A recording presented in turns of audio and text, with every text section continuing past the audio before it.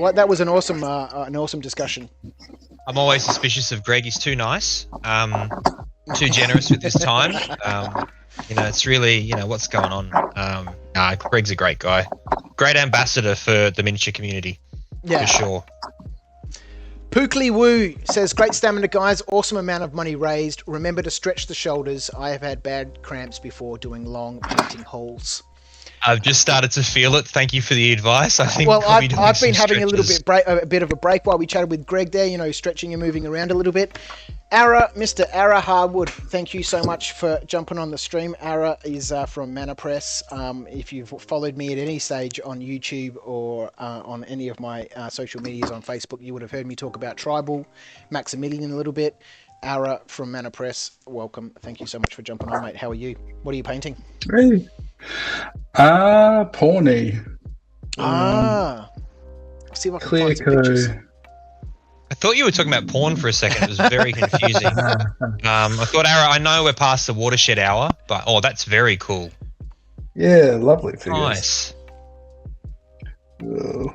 Hard to get the focus working. Yeah. Anyway. Have you got some stuff on the Facebook page? You've got to have something on your Facebook page, don't you? Not yet.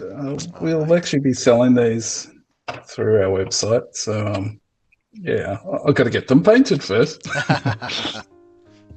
Keep me posted. I'll pick some up. I need to get something for Tribal. Since you kindly gave me a rule book that night when I first met you at Axes and Nails. Oh, okay. I think that was the first time we met, to be honest. But yeah, I'm excited about it. Did you give him a rule book, or did you just steal it? You didn't realise. AP, I'm trying to guilt him into saying you can keep it, but thanks for outing me. I'm really surprised you guys are still going. I don't know. It's a 24-hour stream. I'm a standing actor for John Paul. He's I'm just waiting for you again to drop the once again the views of Edward Jones do not represent those of Knights of Dice. I know Viv's got that running as a banner across the bottom of the stream. Yeah. I'm still waiting for you to drop the agony aunt moment about Australia Post. So hopefully. That's at 4 a.m. right? It's in 34 minutes. We've got a special session set up.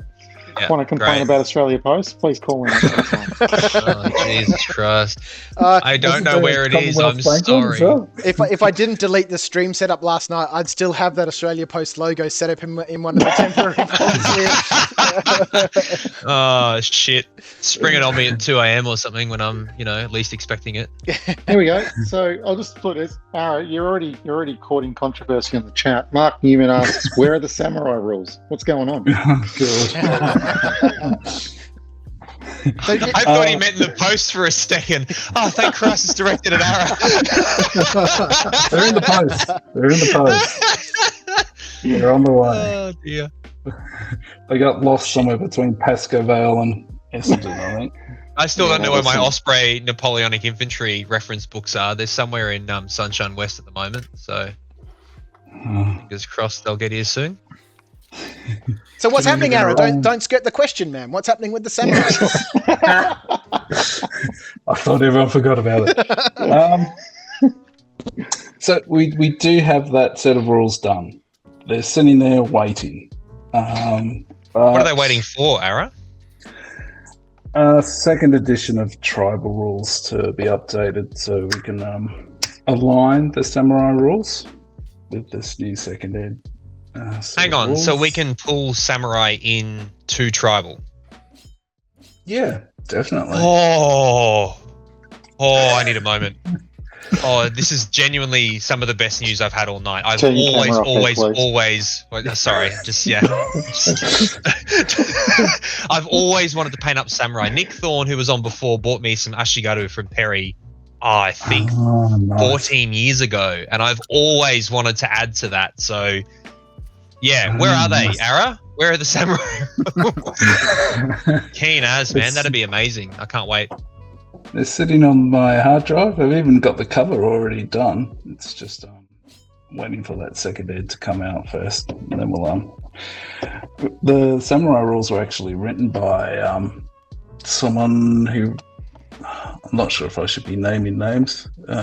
he wrote the Ronin rules for Osprey, and Nice. yeah, he really liked the tribal mechanics. So yeah, we're just wanting to get things sorted with the second ed rules first, and as Greg was alluding to, there's lots of playtesting that needs to be done first. We've done a bit, haven't we, Viv? Yeah, you didn't like it. Mic off. Sorry to the chat. I had my mic off again. People in the Google stream could hear me, but they couldn't hear me. Sorry about that. We have done a little bit of playtesting on the second ed version of Tribal, and I think one of the things that really got taken away from that playtesting was that there's absolutely no need to reshuffle the deck between rounds. That was, that's the takeaway, and I'm telling everybody here now that is not going to be a rule in the second edition of the game. I still reckon you're a bit of a Dustin Hoffman, Rain Man, card counting kind of personality. Definitely don't need to reshuffle. Yeah. So, for the people watching and the people in chat, Tribal is a card-based game. So you use the cards for everything, for your movement. There's no dice involved for movement, for templates, for unit coherency, for the rounds of combat. And obviously the cards and the suits have different meanings, and they have different special effects, and the values of the cards are important. But Tribal, it's a lovely game. I did a 10-part series on my Rubbish In Rubbish Out YouTube channel. If you're interested in watching how Tribal plays, then I did a 10-part series there where I played a game with my daughter Charlotte. At the end of that, she won, didn't she? She did. She flogged you. She smashed me. Not just one, she flogged you. She was 5 at the time, I think, and I coached her through it. But she picked up the concepts super quick. So if you're interested in learning, that sounds like an excuse for you. Yeah. Well, it has to be said. He beats me every time, so I must be even lower down that. I was that salty dad that Greg was talking about. So I think you're giving her too much information. That's it. I'm dropping you off at the bloody Engadine Macca's. You can find your own way home. If you want to learn more about Tribal, you can check out that on my YouTube channel, Rubbish In Rubbish Out on YouTube. I've got that 10-part series there. It's a playlist. You should be able to find it. And one of the things that I really like about the game is the card mechanics and how you have this back and forward, to and fro. It's a mini game within the game. Because you're throwing cards against each other. I'm playing a 7 of hearts or whatever, and what are you going to play? That each of you have 5 cards for this combat round, and by I can't count cards, but you obviously become you obviously become sure thing, famous words for a card counter, right? This stream is live, and I do want to go back to the casino at some stage. That's you get a feel for what's happened during the game and what cards have come out, what picture cards have come out, what big powerful cards are coming out, so you can read the flow of the game and respond accordingly to what you think the other player might have in their hand. And it was one of the components, or one of the parts of the game that I really enjoyed, was that it had a really nice representation of the ebb and flow of a battle, and as the general or the commander or the chieftain or whoever is watching, he's seeing all of this unfold, and he knows those guys over there are tiring, those guys are fresh in, and you get a read for the battlefield. And so in introducing this the rule of reshuffling the deck. Normally in the game of Tribal, you'll just keep drawing from your deck of cards until you've got no cards left, and then you'll reshuffle and draw cards again. But reshuffling the deck at the end of every turn or the beginning of every turn, it just resets the playing field every turn. It does make the game more exciting. And maybe I'm just a little sour and a little bitter because it did change. You were Rain Manning it like an absolute champion, as it turns out. It changed the feel of the showed game. Up on the chat. They just want to know what your name is and if they can get a picture of you. Yeah, okay. Stand face on towards the camera, please. It is a great game. I played a demo of it a while ago, and a very long time ago. And I enjoyed it because there were no dice, to be honest. That was the thing that I was like, you didn't get accused by your gaming mates of constantly rolling 6s. which is always a relief. Can we not bring that up? We've got a couple of comments here in the chat. Darren Holmes says, I'm finding out about so many Australian game manufacturers. This is great just for that. I have some of Viv's MDF stuff and love it. There's so much. I would love to do something like this. Obviously, this campaign, this 24-hour stream is, a fairly big, event that's been quickly and hurriedly organised to raise money for Beyond Blue. And so far, we've raised over $8,000. That's amazing. In 11 days, I can't believe it. But there's so many amazing game manufacturers, miniature designers, sculptors, people creating tabletop accessories like Mike and myself, and so many other people. Jacob earlier as well with his 3D stuff. Jacob here, and there's so many. Scott. Yeah, so much great Scott. Australian company. Yeah, Scott from Tide World Studios. He's just starting out. There's Feels weird when you say that. there's, Tide World Studios. yeah, well, it's an apt name for him. There's so much great content here in Australia, and I think that if we can give it a platform to help people engage with that, then I'm certainly keen to do that. I may look, once this is over and I've had a little bit of a chance to rest, maybe 5 or 10 minutes. I might have a look at doing something monthly here on the Knights of Dice channel. I was chatting with somebody last night. I'm sorry, I've forgotten who I was chatting with. If you're watching, thanks very much. It was a great chat. Saying that I am keen to do something like this for this channel specifically. Whilst it's called Knights of Dice Live, for this channel specifically, I would love it to have a more of a community feel. Like, for example, Mike is on here from Battlefield Accessories. He was mentioning just before, I don't know if I should be on the stream, Viv, and I don't know if I should provide some some sponsorship from Battlefield Accessories, because we're kind of competitors. And I said, look, Mike, we operate in the same space. Yes, we make the same similar sorts of products, but there's enough space for us to play together. And at the end of the day, we might be competitors, but I still consider us colleagues. Yeah, absolutely. I mean, he already tried to kneecap his knees once for in his car park. So. Yeah. Mike was we try always not to swim in each other's ponds too. I mean, he's always been baffled about how that shed burnt down. Hey, that's bloody fighting words there. There we go. All right, live at night. Yeah, I want to go back. I want to go back. Fighting. I got a controversial viewpoint here. There we go. And this is about the redraw thing. For me, one of the things that makes Chain of Command a really interesting game is that unpredictability. Yeah. And for me, like the notion of the redraw means that you can get that situation in a tribal game where your opponent's got a real good run of cards, and that your good run is coming. Right. Whereas if there's a end of turn or a redraw, suddenly that predictability is out the window. And I think for me, we're included quite a lot of World War II gaming. We've had a couple of games of bolt action, and it left us a bit dry. And I think one of the main reasons for that is that fact that if your opponent pulls 5 dice out and they get a real run on, that you're about to have the same back at them. Whereas I reckon if you dropped an end of turn dice in the dice bag in bolt action, you make it a heaps more interesting game instantly. Yeah, I totally agree with what Mike's saying. And when I met up with Ara before this lockdown, we went down to have a bit of a chat. That was one of the things that I'd mentioned, and it was also mentioned, somewhere else, maybe on Facebook or something, on the Mana Press group there, that adding in a skill or some ability or some token or something that either player could have access to and play at some point during the turn or the game to say, okay, we're resetting the decks.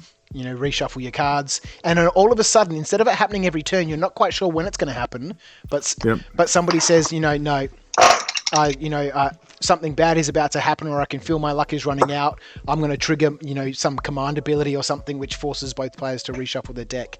It just keeps things fresh and interesting and exciting. And like you said, Mike, dangerous though that if someone is understanding where you're at with your cards. Knows you're about to have a run, they're currently on top, and they can punish you before you get a chance. Be interesting, Does that mean you start steamrolling a bit too much? Just want to quickly jump into the chat. Sorry, Ara, I'll just cut you off. Darren Holmes, he's been on and off all day, again, commenting throughout the day. It's been great to have him on. Great stream and a worthy mob to help. Night all. I'll see you nice and early. Thanks for tuning in, mate. Love it. Thank you. Darren also wants to make sure that you sort his order out tomorrow morning. What was that? I'm finding out.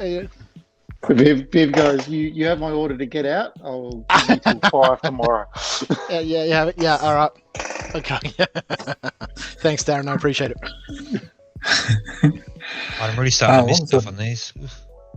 What was I going to say? Oh, I think we did do a community poll on Facebook, and as the taco girl says, why not do both?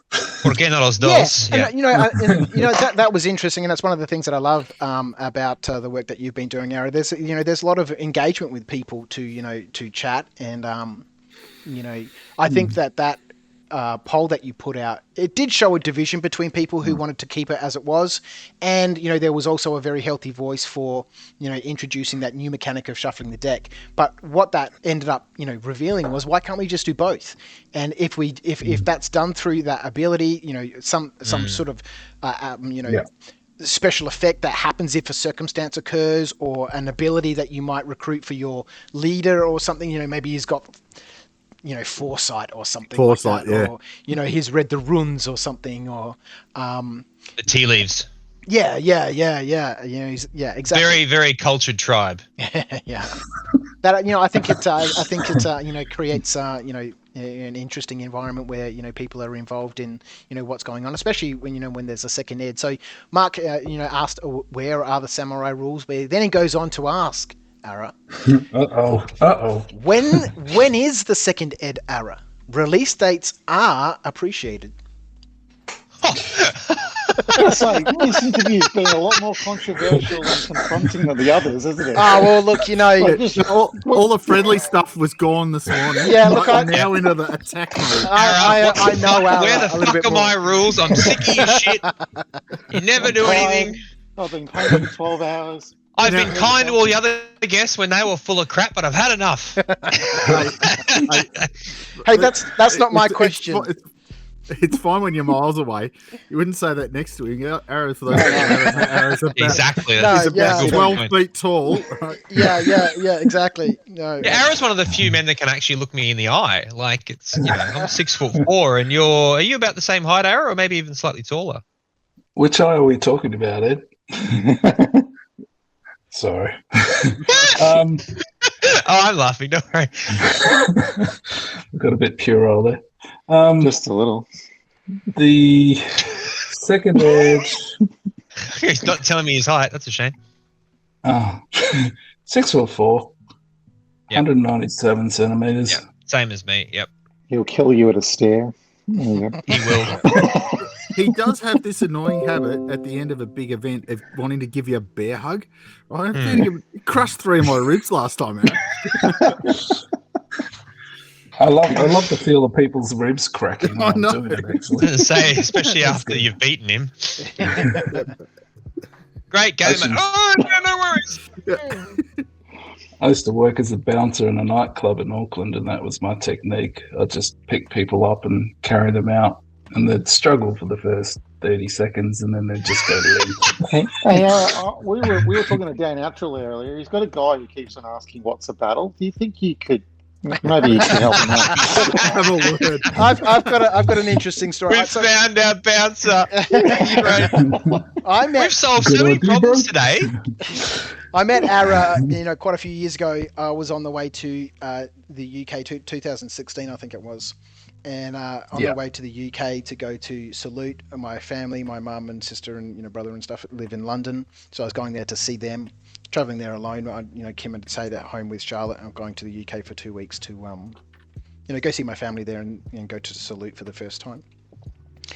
Anyway, the plane had this, stayover. Well, not a stayover, but a transfer at Brunei Airport. Brunei is a tiny little airport. It was under renovations at the time, so a whole bunch of it was closed. So most of us were all in the same waiting area.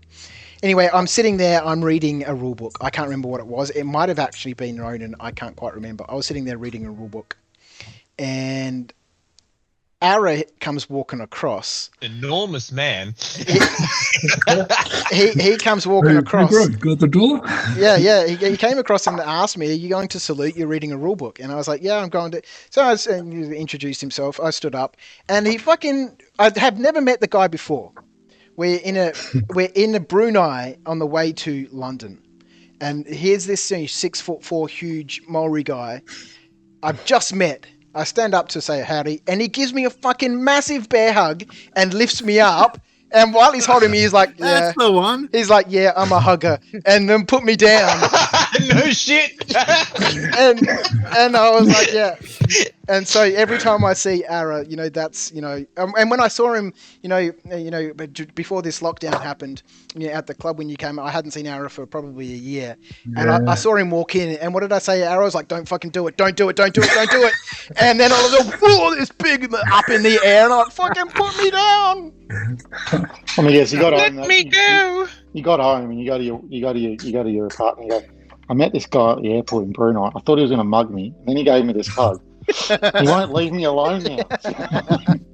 It's The Dubai police were very interested in us for a while. And so since then, we hung out on that trip in the UK. We did a whole bunch of stuff together, and that's how I learned about Tribal, and I've been a big fan ever since. The Mana Press have a bunch of games. Tribal is obviously my favourite. Brendan at the Actors and Hours Club is a huge proponent for Maximilian, which is a racing survival sort of game. It is an absolutely fun game. If you haven't heard about Maximilian, let me chuck the link in the chat for you guys for Mana Press. Go and have a look. You can buy all their stuff is available as PDFs as well. If you're a PDF sort of person, you can grab all the PDFs there. manapress.com.au. Maximilian is a super, super fun game, and it's really, really approachable because you're not tied into a range of miniatures. You don't need lots of miniatures. One car sorts you out, and kit it up with your motorbike. Or a motorbike or a unicycle or whatever you want. Kit it out. Kit out your favorite jalopy with a couple of extra weapons and stuff, and speed it around and try and kill your everyone else on the field while coming across the finish line. Ian Hoffman in the chats just said Brendan puts on a great Maximilian game. His converted and scratch built cars are chef's kiss. Chef's kiss, yes. Yeah, I'm glad. So it's my favorite thing is a good chef kiss. So that's a good. We're sharing again, aren't we? I love how, despite the fact that we're all getting more tired, you're getting faster on the wits, JP. This is good banter. I'm having a darts break. Ara always makes you want to play darts for some reason. It must be the bouncer in him. I don't know. He just likes to watch you dance. I do like to watch them.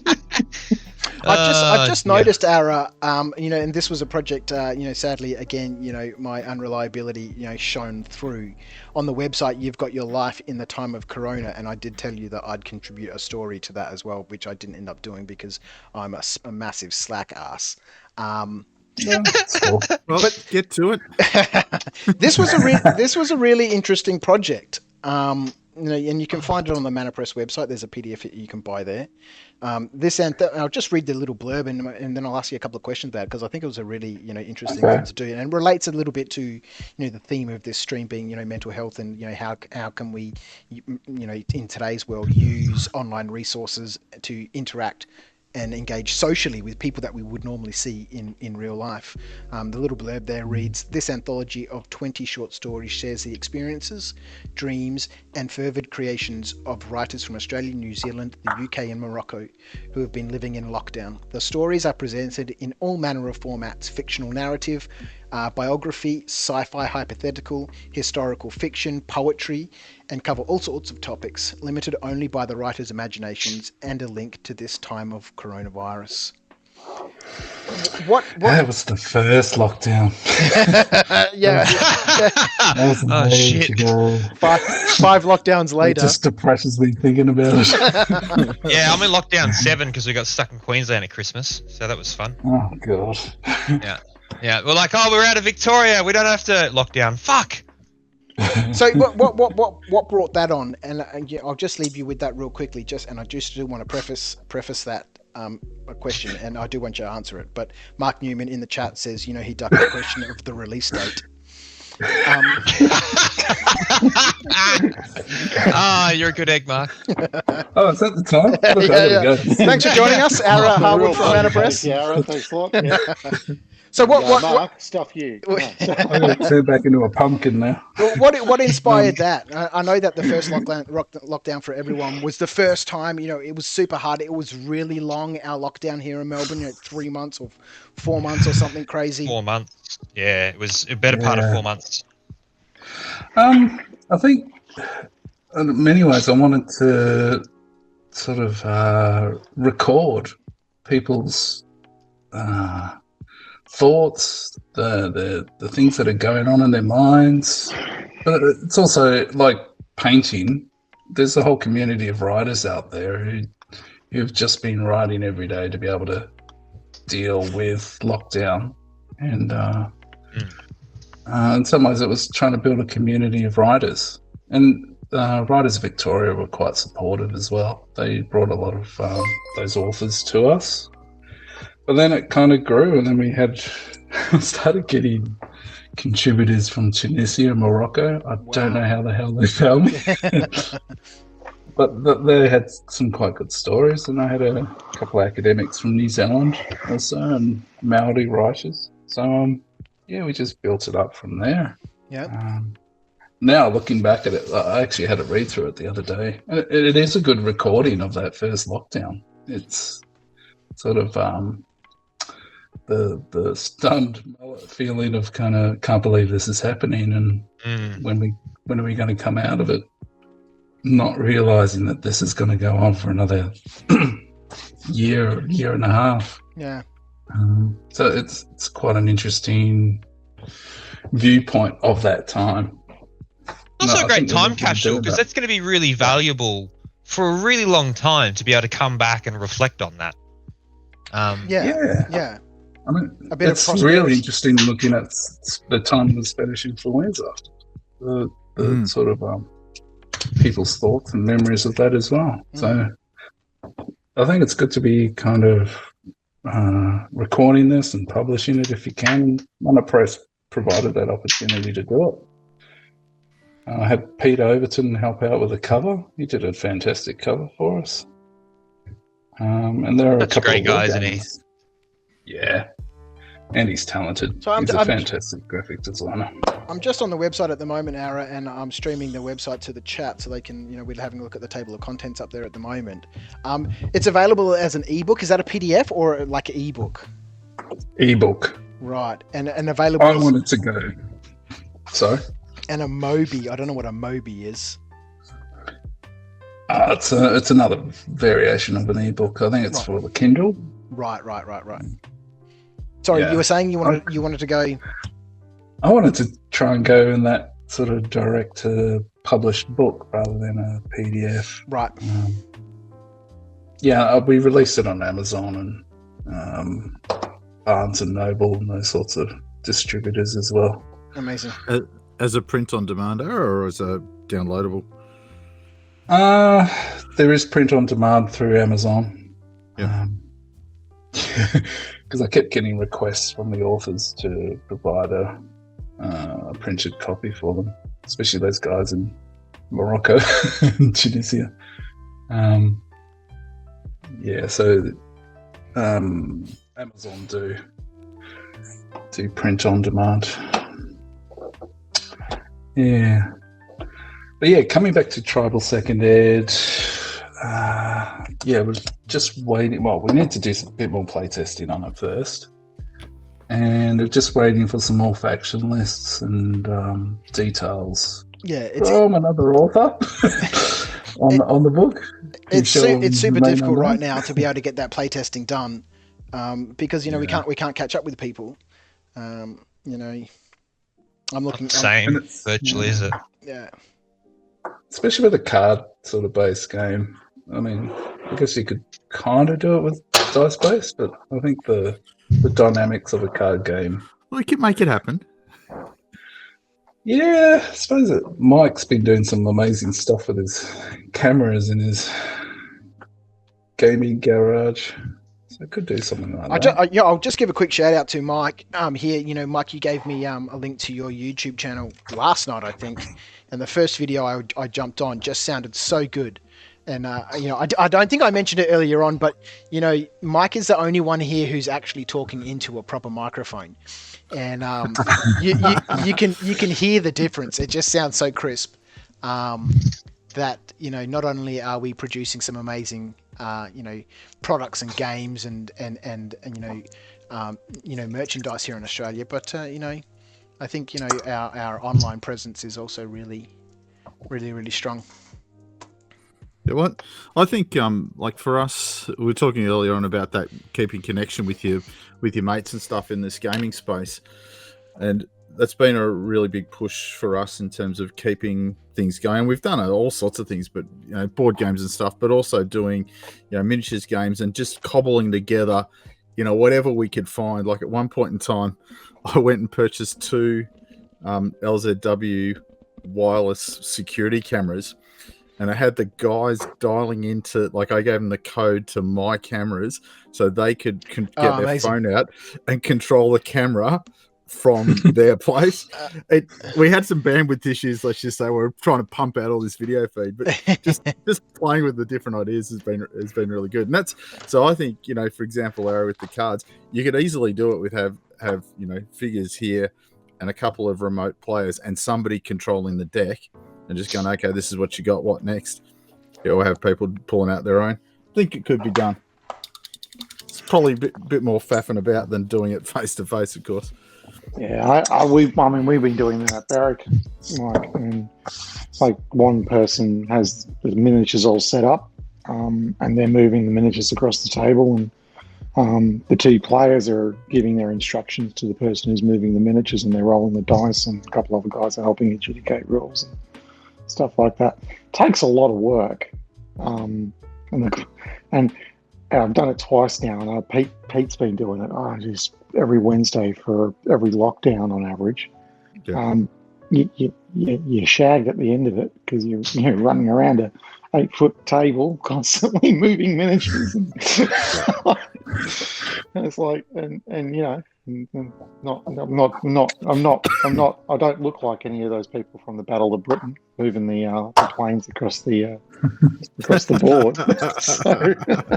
Well, in defense of Empire, the most complicated set of Napoleonic rules ever written, right, which JP was referring to before, that was one of the things we did in lockdown. So not only is it a complex rule system, it's then exacerbated by the fact that it's remote, and so I'm doing everything for everybody.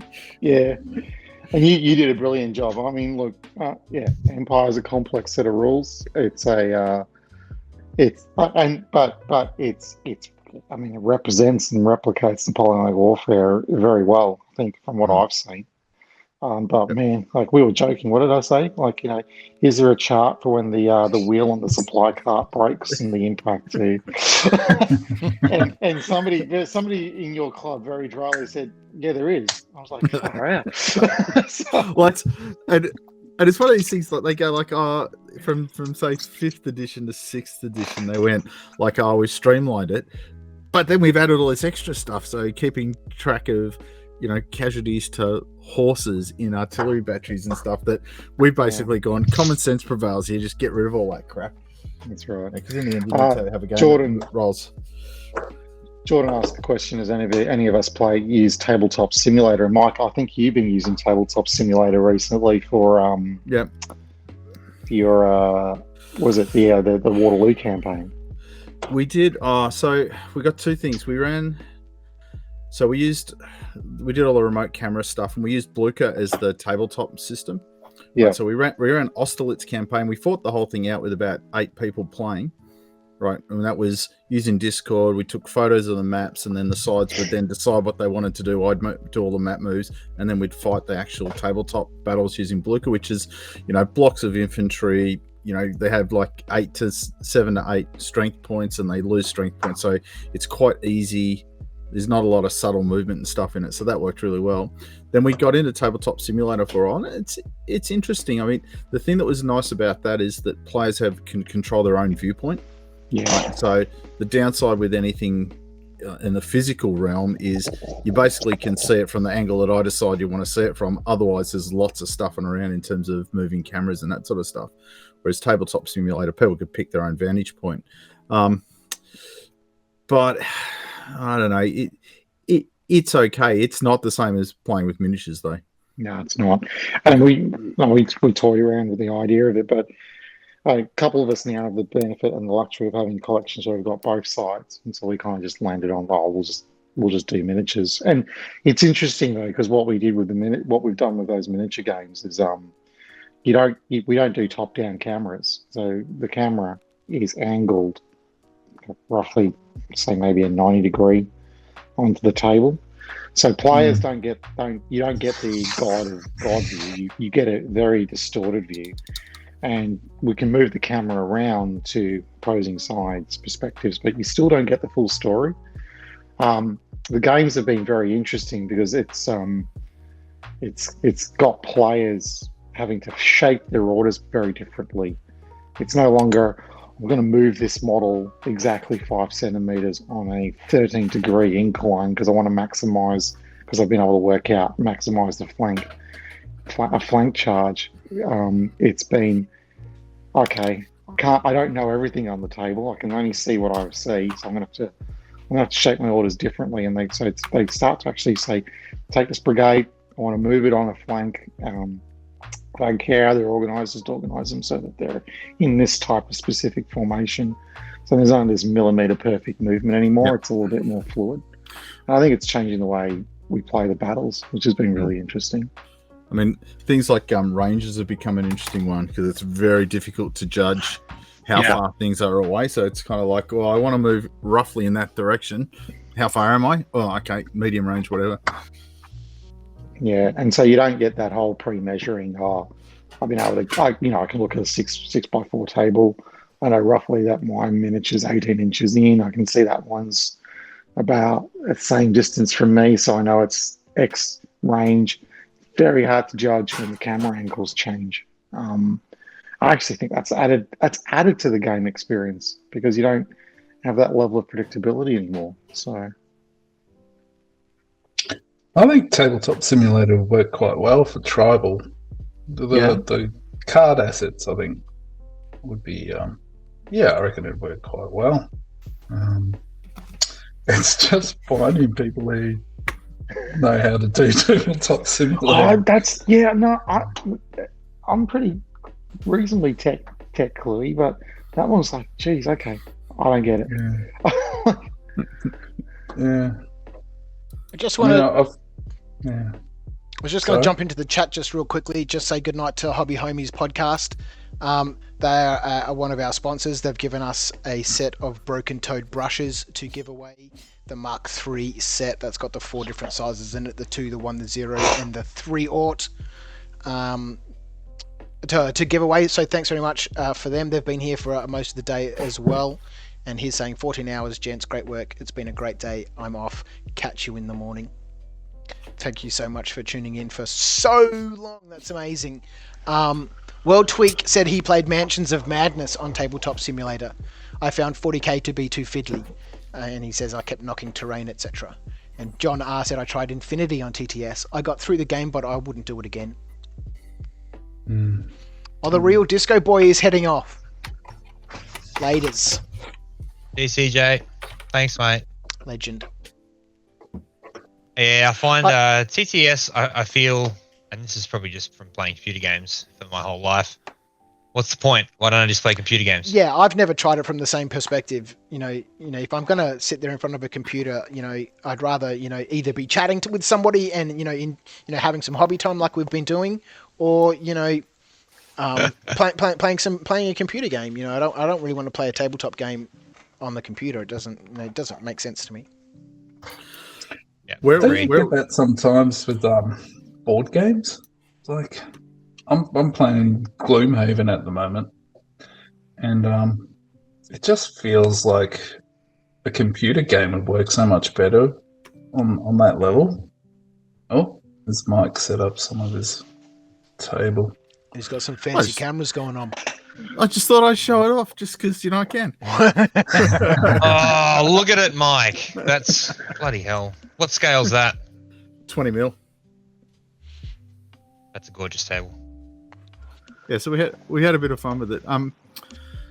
Where Tabletop Simulator was good is we had between 6 and 8 people on, and it meant when we were doing this sort of stuff like I got there, you really it's a single person interaction.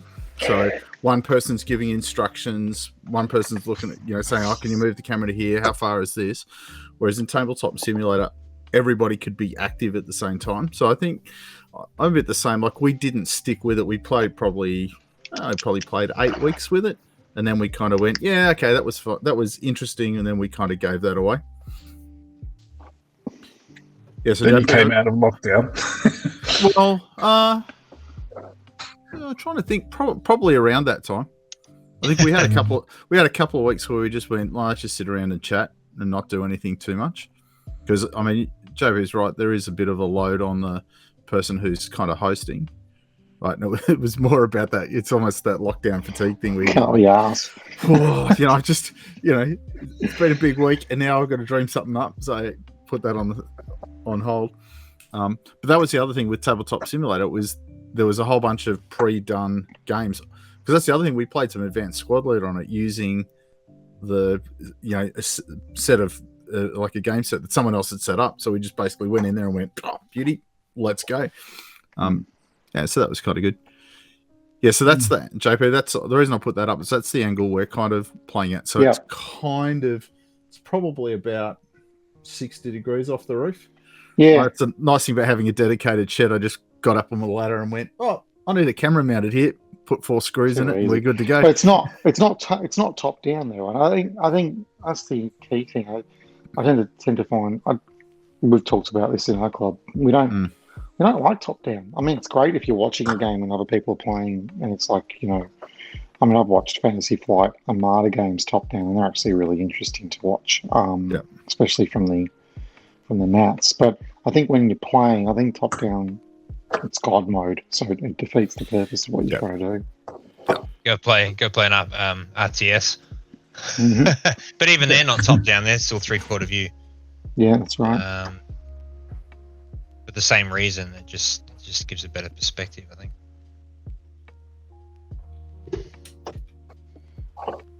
Mind you, though, my favourite top-down game, PC game, was Close Combat. I don't know if anybody remembers. Oh yeah. That range. I still can't find. I want to grab another version. I've been looking for a version for a while, but that is a great game. What was the setting for it? Well, the first Close Combat was, I think, a bridge too far. So I think it was Arnhem. So it was World War II squad level combat.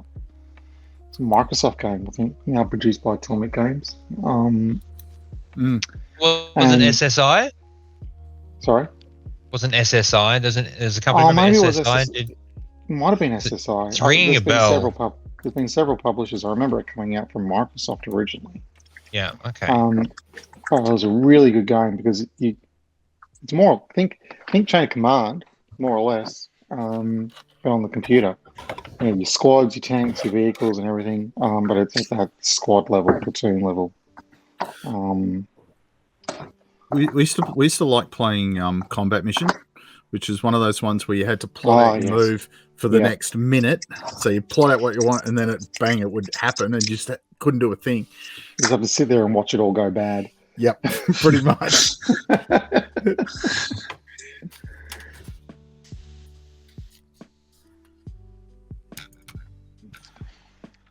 Punchy in the chat says, Disco Boy ran a very successful 40k tournament on TTS. It takes a couple of games to get good with the interface, but it really works well when you use preloaded resources. 8 out of 10 would recommend. Yeah, I had to build my own assets for Tribal when I was trying it out. That took me ages. Yeah, that's not a small ask, that's for sure. There's a couple of good YouTube clips on that, though. I'm trying to think. There's a guy it's interesting because he basically said, I don't have time for miniatures anymore. I don't have space for it. So I'm doing everything on Tabletop Simulator now as my thing. And so he had a really good three movie or three things where he basically went, this is where you get your assets from. This is how you build them into units. This is how you load up scenarios and stuff. So I used that because initially, like the learning curve at the start without any support is like, whoa, what the heck's going on here? But with that, it was actually quite good. What was the name of the game? So let me see if I can find it.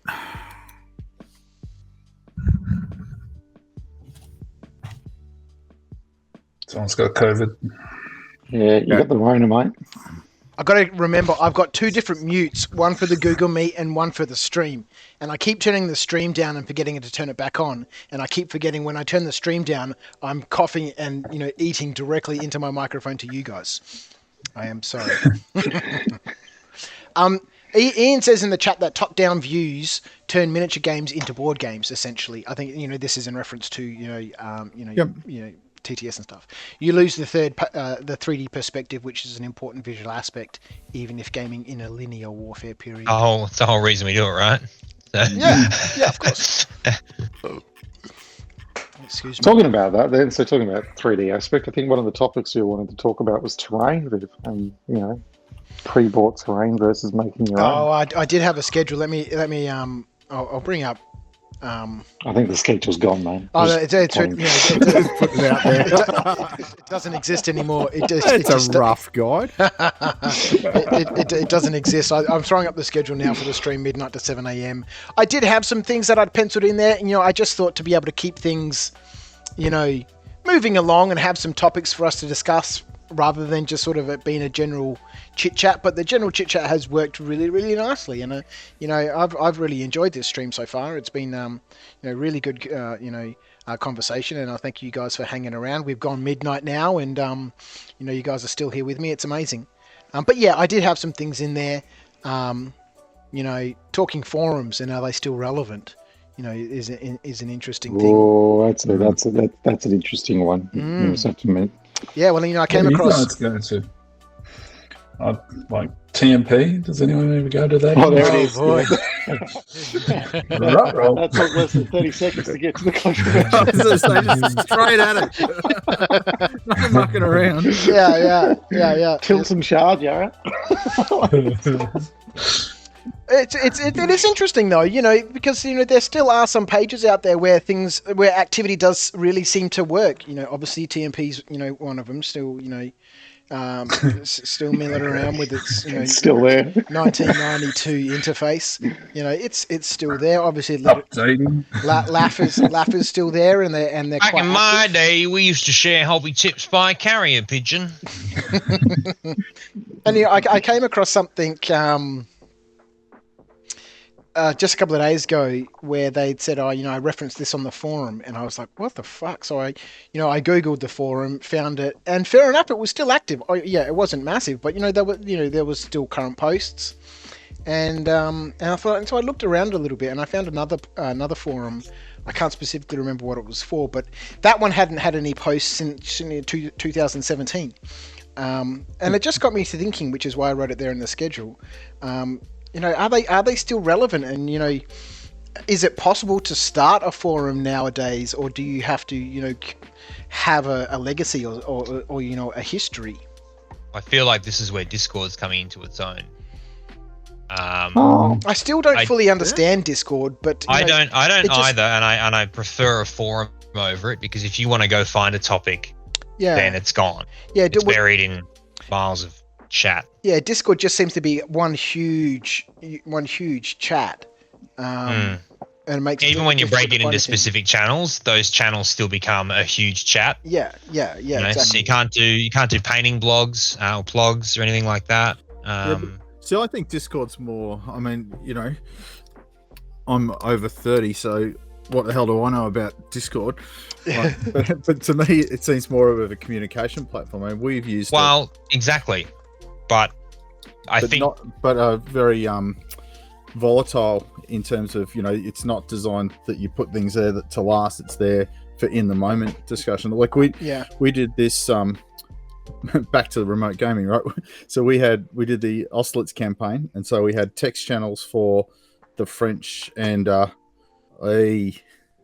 we had text channels for the two sides, and then we had voice channels for the sides that were locked. So as if you were an allied player, you couldn't actually get into those channels, right? And so in the text channels, pictures of the maps and special instructions and stuff went, and in the voice channels, the players sat and chatted around, what are we going to do stuff. But none of that stuff lasted from week to week.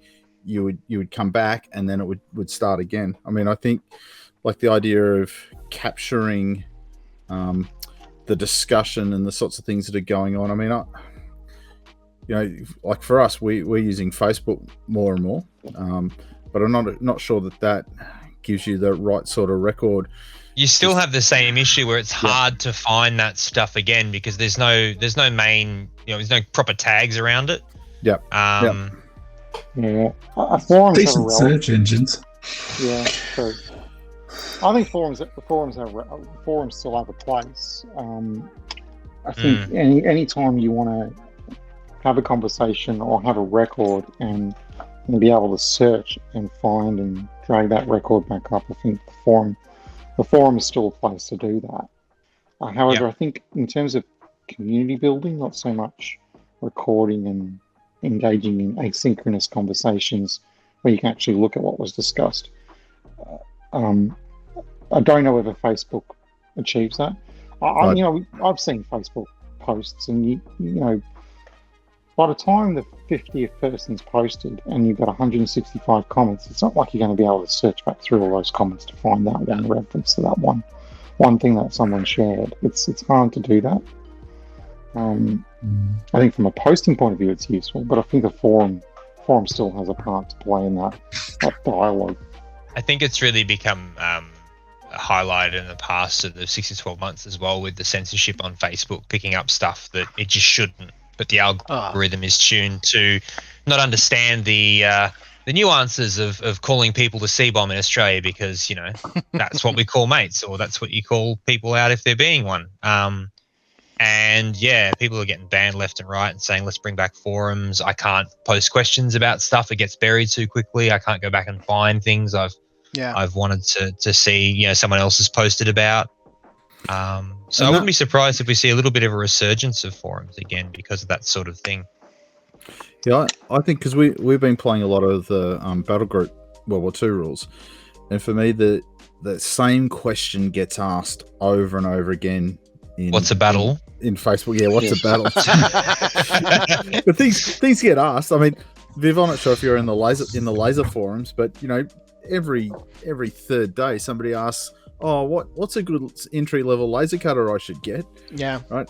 And it's like people go check the pinned post because it's up there in every single time that somebody comes on here asks this. But there's no way of going like a forum to go, see this first. Beginner questions. Yeah. You can't categorize things, and like Ed said, things just move so fast on the communication platforms, Discord and Facebook and Twitter and all these in the moment platforms. Stuff just moves so quickly that you just can't follow it, or if you're trying to look for specific sort of information, those sorts of platforms are useless. It's one thing I find with the Age of Squidmar Discord that they have for all the patrons. I can't keep up because most of them are European or American. So by the time I come back to something I might have asked before bed, I've got to scroll through 200-300 messages to find where it was. And yet I when I was doing in 40k training miniatures and looking for inspiration, the bolter and chainsaw forums were probably some of the best sources of inspiration, because you type in Space Marines or Space Wolves and it'd bring up all the threads and the pictures. And I remember stumbling across, it was like an army called the Desert Eagles. It was the most amazingly painted Space Marine force, and he'd done all like bone white army, really, really well done. You see, that's great pictures and awesome reference points, and I could pin that, come back and find that in a forum, where sometimes it's very hard to find that in a Facebook thread or group. Yeah, you can't bookmark pages and stuff. It doesn't work. Facebook has a very little used feature that allows you to save posts. Yeah. And not a lot of people use it. The Real Disco Boy in chat says people don't search. It's always people asking the same questions in Facebook groups. And, I think that is, intentionally, by design, just post your questions. And force you to engage. Yeah. Facebook does have an okay search function, but it has a really nice save for later sort of feature. Excuse me. You can go, I'm just going to open mine up. This will be interesting. Here we go. It is after midnight, so whatever was shared at this point. Yeah, I better be careful what's in here, right? Yeah. Hang on. Are you searching for new yoga on YouTube again, are you, Viv? No, I'm just going to hide all these things that Mark has been sharing that I've been saving for my Make in the Future list.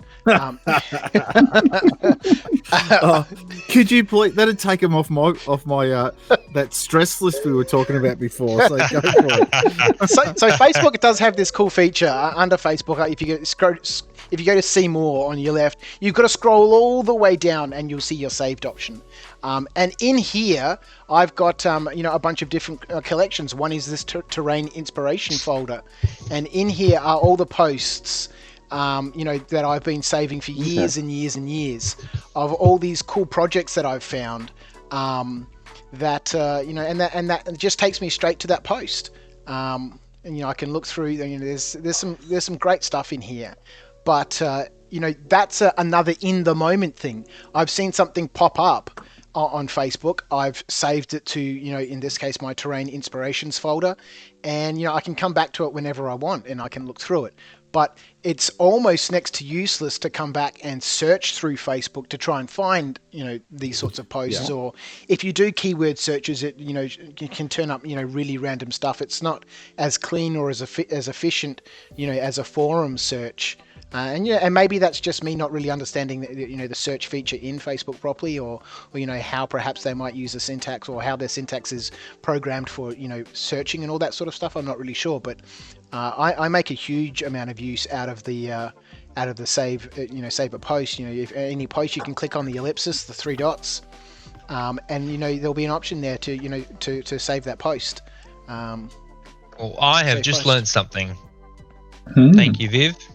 Yeah, it's 14 hours in. Welcome. I'm glad it'll be out the other ear in about 4 hours. That it's a great feature. Yeah. Because I think you're being generous on Facebook's search engine. I've found it to be not fantastic in terms average of at best. Yeah. Well, like I said, it's next to useless. Yeah. That's generous. That was still being generous. You led with it's got not a bad search engine. I was like, oh, I don't know. Yeah. Well, yeah, it's not fantastic. There's been a bunch of times when I've been searching around in the different laser groups on Facebook to try and find answers to questions and stuff, and you just look for a bit and then you go, oh fuck it. I remember I saw it at some stage, but just trying some search terms doesn't bring it up, and I'm not going to go fishing through all of these random posts back to 2009 and all this other sort of rubbish. They can get quite aggro on some of those groups as well. Like I just joined the Anycubic Photon X 3D printing group, and people on there like, oh, how do I change my FET film? And people will just rage on. You've got this pinned post at the top. Why don't you read it? You fucking idiot. Jordan Cole in the chat says, I find Reddit to be a useful platform for wargaming communities. Do you guys think that Reddit is a forum? I don't understand Reddit fucking at all. I have never got Reddit. I don't understand it. But it seems to be a massive platform. It's you see it everywhere. It is considered, at least from what I see in my opinion, that it is one of the social media platforms that you should be on. My son uses it a lot, so maybe it's a generational thing. I found it a step back from forums. So I didn't understand, all the subreddits and stuff. I just went, why can't I just have a forum in, V Bulletin version 3 or something like that? So it never quite took off for me. I must admit, my own experience, my only experience with Reddit is, when I'm searching in Google for something and something on Reddit comes up, and then I'll read through that thread on Reddit and then I close it. I've got no idea how it works. I don't understand how /r things are, or what the different communities are. I don't follow anything there. Daniel Nichols says it's definitely a forum. Western Tabletop says forum for sure. John R says I hate Reddit. John Redshaw, he's a man of well, he doesn't mince his words, we'll put it that way. Well, he goes on to say my biggest problem with Reddit is the massive gatekeeping that's on there.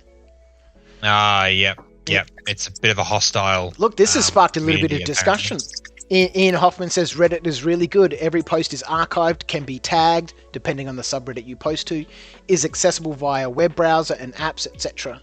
The Real Disco Boy says Reddit is the cesspool of the internet. Daniel Nichols says I look at it every day. The good stuff usually floats to the top, and I'm old.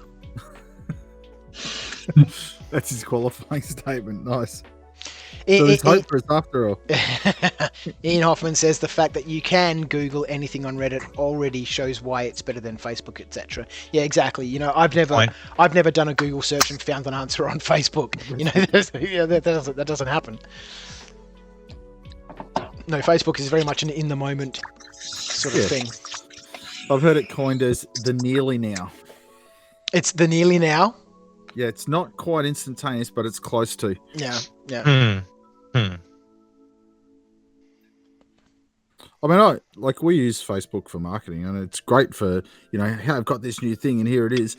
But I always find it's also deceptive too, because you can go we've posted stuff in the, say, D&D forum, and you're like, oh, a million members, awesome, but your post's got a lifetime of about 3 minutes before 8 million other people have posted things.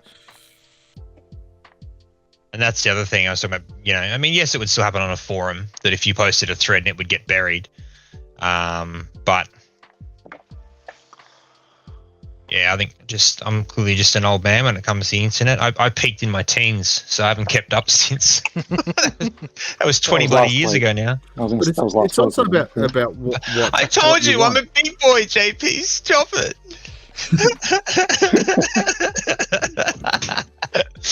Oh dear, I'm getting delirious and it's not even 1 a.m. Fuck. 1 a.m. Wow, I can't believe it. It felt like time was dragging a little while ago, and but 1 a.m.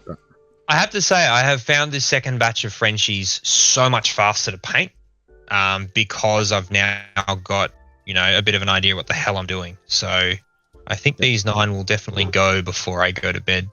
But you got the Shaco covers wrong on the first spot. You said they look good. Why do you build me up only to make me fall further, JP? So for anyone wondering what it's like to get into historical wargaming, here we are. Ed, you just got to give it a go. We'll rip the shit out of you later. You haven't even got them on the table yet. You wait. There's another joyful moment coming up. Yeah, you wait till you got the companies in the wrong position and the flag in the wrong spot. You're screwed, mate. Oh, fuck. Don't even joke. I'm so terrified of... Yeah, I was thinking, Ed. I was thinking before when you were talking about painting them up with the crazy colours and the wrong Shaco tops and stuff. I actually think that's not a bad way of testing out the gaming group you're going to play with. Because if you put something like that on the table and everybody cracks the shit, then you go, "Hey, guess what? This isn't the gaming group for me." Paintbrush in the eye. You're the one that rocked up to our gaming club, and now you've assaulted some of our members. Okay, I'll see you later. I'm just thinking here. My mind is always commercially orientated. If we do manage to keep, maybe a monthly painting for life stream or something that happens, we're making t-shirts. Stab them in the eye. We need to have some t-shirts that say "stab them in the eye," and I think that we should get some paintbrush holsters made. That you can put your paintbrush in.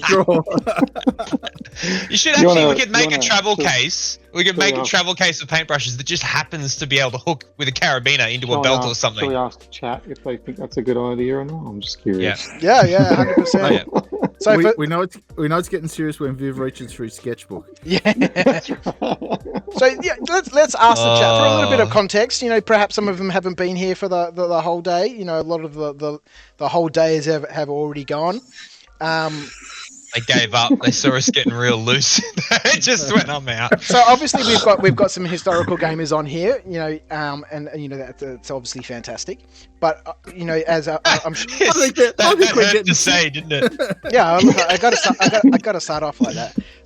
But obviously, there's well, not obviously, there is a perception out there in the gaming world that Napoleonic and historical gamers and other games that have uniforms, they have their fair share of button counters and rivet counters and flags in the wrong spot sort of thing. And earlier during a chat during the week when we were hanging out together, JP had mentioned what you do with the people who are going to tell you, you've got the buttons painted wrong or the epaulets weren't that colour. Do you know what you do?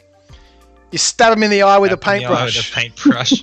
Now, I will say that during that hangout, JP said I don't want to. I've had a few scotches. JP said I don't want to bring that up on the stream, but it's been happening the whole time during the stream. Yeah, Nick outed you so early in the day. So that has been something, right? If you're gaming with a group of people that just are a little bit too retentive about their rules and stuff, and or the theatre or your paint job or whatever, stab them in the eye. Should we get some merch made with something akin to that? I think there's a whole thing here. This could be the stab him in the eye paint. I'll tell you what, we've gone quite a way away from the message of painting for life to stabbing in the eye. I mean, to be fair, we're only maiming them, not killing them, but maybe it's not the right So I think merchandise is fine, but maybe not renaming the group, Mike, unless this is another tactic from Battlefield Accessories to undermine Knights of Dice. I just got this image, right? I literally just had this image of a T-shirt where it's like a chibi type cartoon on the front of the T-shirt, and there's a brush in the left eye and blood coming out. It just says "stab him in the eye" underneath. Yeah, I like it. Let's have a look. I like the fact that it's a chibi one for some reason as well. Like, it just seems to work. I don't know why either, but it works. Well, for chat, for those, like my experience with rivet counters and those has been they kind of come. You paint something, and early on, you don't know all the bits and pieces or everything that's around. Doing your best. That's right. And what if your best isn't good enough? Yeah, they come. Look, you can break into song later. They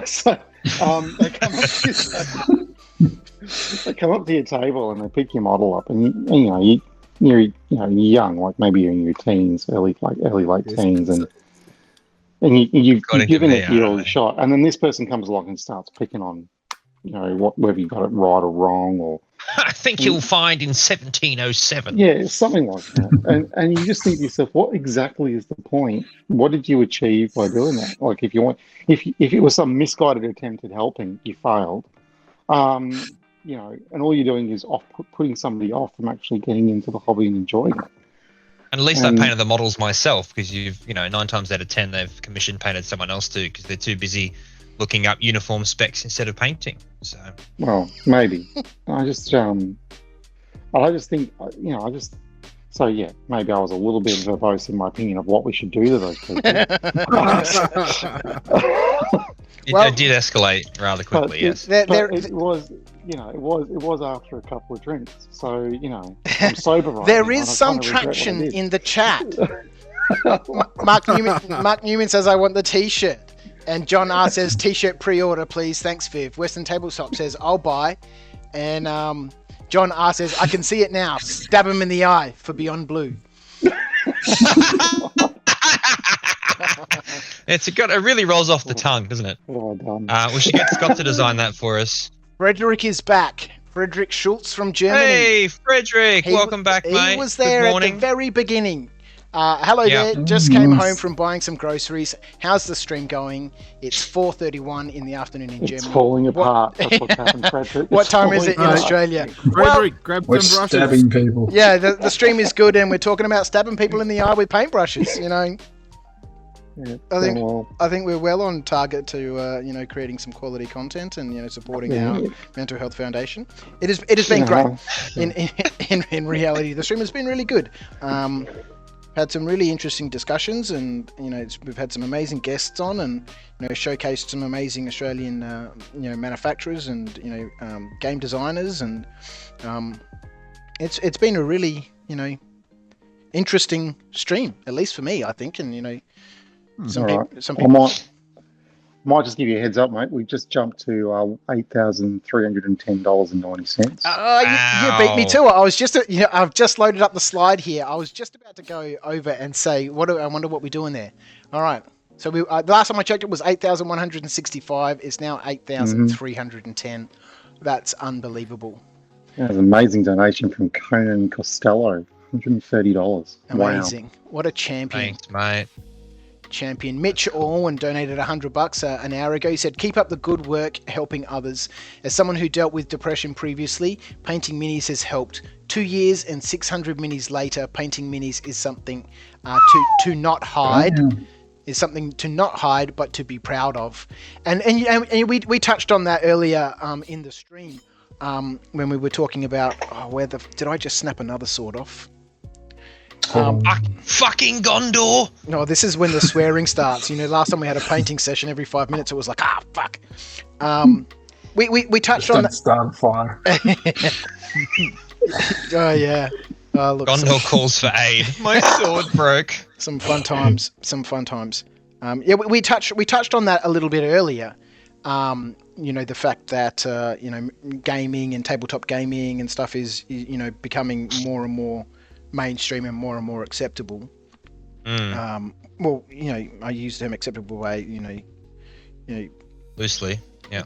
Yeah, well, instead of being like, they're just uber nerds in their basements going, freaking, I need a 6, sort of thing. I was always. That's still going. All right. Okay. There's a JP feels personally attacked after only rolling Yeah, I'm feeling, sixes all the time. I resemble that statement. Yeah.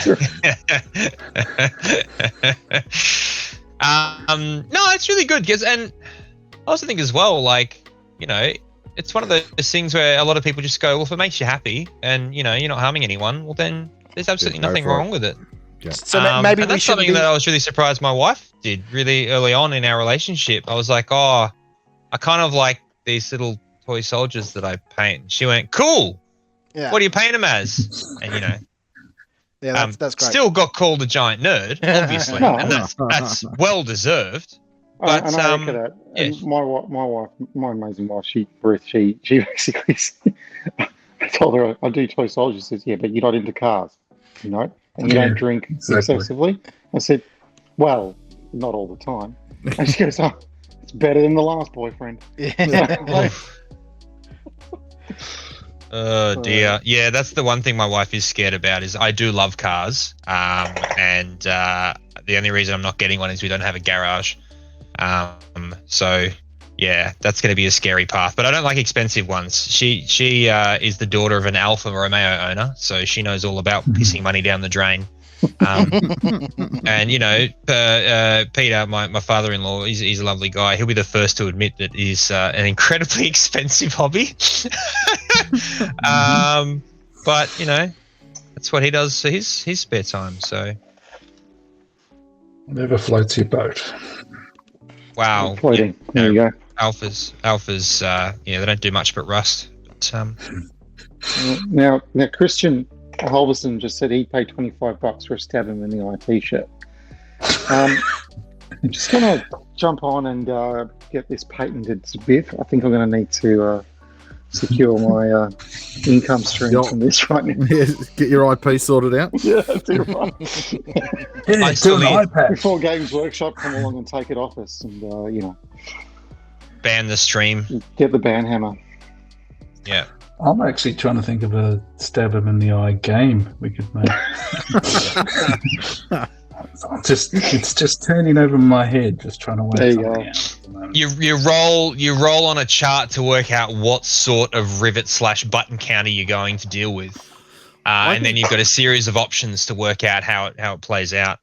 I think a stab in the eye counter or dial system that you put on the table when you're playing at tournaments, right? And then every time that your opponent does something stab them in the eye worthy, you just crank it up a notch Until you reach enough justification for stabbing them in the eye. What have I done? I'm starting to reflect on my life choices here. This is Man, you thought it was bad enough when Viv took the "let's do this for charity" idea and absolutely sprinted with it, and now we're doing the same with stabbing them in the eye. So, Well, you look, know what I say about JP? He's an ideas man. yeah, that's it. Yeah, I'm not in action. it's a hose with a brush on it. When I bought this place in West Footscray, across the road we've got the Pampas Pastry Factory, which is literally the Pampas Pastry Factory for the whole country. And my mum and dad arrived, and they're pretty excited because their son's bought his first home, and it's all fun. And then they sort of hear this humming in the background of one of the big trucks delivering flour, and it makes a fair bit of noise in the morning. I said, "You hear that, Dad? That's the sound of man's ability to make frozen pastry." He goes, I love it. And then bang, bang, bang as they're clearing it out. How's the serenity? So basically, our house is the castle. And then he went, how's the soil? I said, no, it's fine. Nothing, no problems. You know anything about lead? And jokes aside, we are not able to grow vegetables in the ground here. We need to get raised garden beds to make sure we don't. I mean, it's not totally proven that that's the case, but we're not taking the risk because there was a quarry across the road, which is why it's not residential yet. Crazy. Yeah. But the lemons are fine, I think. After Wednesday, I'd hope so. Mm-hmm. Right. It takes time to build up. Don't worry. I got very drunk on that limoncello. I apologize. I kind of realized afterwards. I was like, shit, that was a quarter of a bottle, and I had that after the bottle of wine. No wonder I was bloody raucous. Yes, very embarrassing on my part. Apologies, JP. That's all right. That was particularly taxing after he's already running a game for loud, opinionated people giving each other shit, and then I rock up, pisses and newt. What are we doing in here, boys? Something's happening? I'm going to roll sixes. What it wasn't quite that bad, but I feel like there was an element of that. Yeah. Actually, that was a word-for-word representation of what was going on. Okay. Yeah. So it was that bad. Oh dear. JP, was that with the Berwick boys? Yeah. Oh, you would have fitted in perfectly. Exactly. I messaged Pete Rossetti. He was like, "Oh, don't worry. I like to have a glass of wine or six." I was like, "Yep, all right. This is the right group."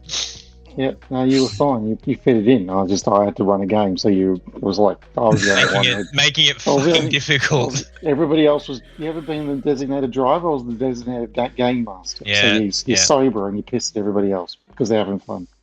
Yeah. So Ian Hoffman in the chat has a suggestion for you, Ara, Tribal 2. Stab him in the eye. Electric Boogaloo? Oh, okay. No, stab him in the eye. I like it. I think that's got to be on a card. We need to work it into an ability for some game that we're playing. Maybe we ask Pete. Yeah, nice. All right. I was going to say, or Pete Overton, make it one of the partisan abilities. Stab him in the eye. Those sneaky Russians will never expect this. Just going to point out, we've milked stabbing in the eye for the last 30 minutes. This is really good. It's got potential. It's come full circle. You're proud again. Hey, the view count's going up, not down. We're all good. It's got Carry on. potential. Hey guys, you need to come watch this stream. They're going to stab people in the eye. Christian Halverson in the chat here says, I'd pay $25 for a stab him in the eye t-shirt with a chibi with a shako. Chibi with a shako. I like that. Yeah, I think that's definitely got to be part of it, JP. There you go. I'll leave it to you, Viv. I think it's a great idea. Do you reckon we can convince Scott to draw a chibi, or will he recoil in horror? Trying to get Scott to do anything is a massive task. True. And I tried to get details off him to pay him money, and it took 2 weeks. Anyway. That sounds like But he we could designed the convince him. logo for my trash pandas many moons ago, and took a little while, but he refused payment for that as well. This is why creatives never make money. You're too bloody generous. But that was great. Like, he's such a talented guy. He really is. Then I got patches made for it, and basically everyone I played in Infinity who beat me, which is everyone, I gave them a patch. Amazing. And that all came out of that CanCon where I lost every game I played. And the only reason I had any objective points, or victory points, sorry, because they had objective points if you did things in the game in Infinity, and then you had victory points or tournament points, I can't remember what they were called, if you won the game or drew the game. Welcome back, JP. And I think I'm the only person in Infinity history who had 2 tournament points for the buy and 0 objective points for the other 4 games I played because I couldn't roll dice to save myself. I love it. They though. wouldn't even let me. You've ended get up wooden with this spoon. great story, and I remember at that time you were writing like the fiction about the trash Writing pandas and furiously. it was so good. It was so good. I basically ended up writing a short story which covered the events of every game, and it became a story of basically them trying to sabotage some other corporation stuff from the Chinese empire, the Yuqing in Infinity, and they were for a rival country, and it totally backfired because this guy, the guy is called Chad, and Chad is an ultimate Chad. He's an absolute piece of shit. He's a smarmy, sneaky bastard. At the very start of the game, he gets caught with a prostitute and she overdoses on his cocaine. Like, it was so over the top and ridiculous. And he's trying to prove to his dad, who's an executive in this big corporation, that he can do the big boys' work. And it's just comedy of error after comedy of error. It was it was great. It was just one fuck up after another, and it was really well written. Ed, I really liked it. Oh, thanks, Viv. I've saved them all, so I should go back one day and tidy it all up and release it all together. The guys actually got me to write the fluff for. I couldn't go to the CanCon the year after because of my honeymoon. I know, ridiculous. Priorities, Ed. What's going on here, mate? Seriously. Yeah, I know. It's just, I really regret that one. Cough, cough. No, I seriously don't. That was such a great time in Tassie. But I actually wrote the story on my honeymoon, and my wife did not mind because I was doing it in downtime. But she was just like, "Man, you're really getting some mileage out of this, aren't you?" I was like, "This is just so much fun, writing this ridiculous story about these guys just constantly screwing up." And this in the story for the CanCon tournament, they actually succeed, or so they think, and then it turns out they've released a bioagent, which is then the premise for the entire tournament. Now it's going. So, whoopsie. Anyway, good fun. And that's what you got to do sometimes. If you don't have much luck with the dice, just have some fun with it. Yeah, there's still a story. There's still a story there, and you just need to find the humor in the story and enjoy that experience, and create that narrative and run with it, and That was a turning point for me in gaming, actually. What was that? Sorry, Aaron? I tried to build that into the tribal tournament we had one year at CanCon. I wanted it to be not so much who won the most battles, but who had the best stories from the games. Yeah. It's really hard to turn that into a sort of a tournament set of rules. And that's because because the right players. Yeah, the people who want to win aren't interested in doing that, and the people who you want to do that don't care about winning. Yeah. No, it was kind of more the how the bards would get up after to describe battles or something. Yeah.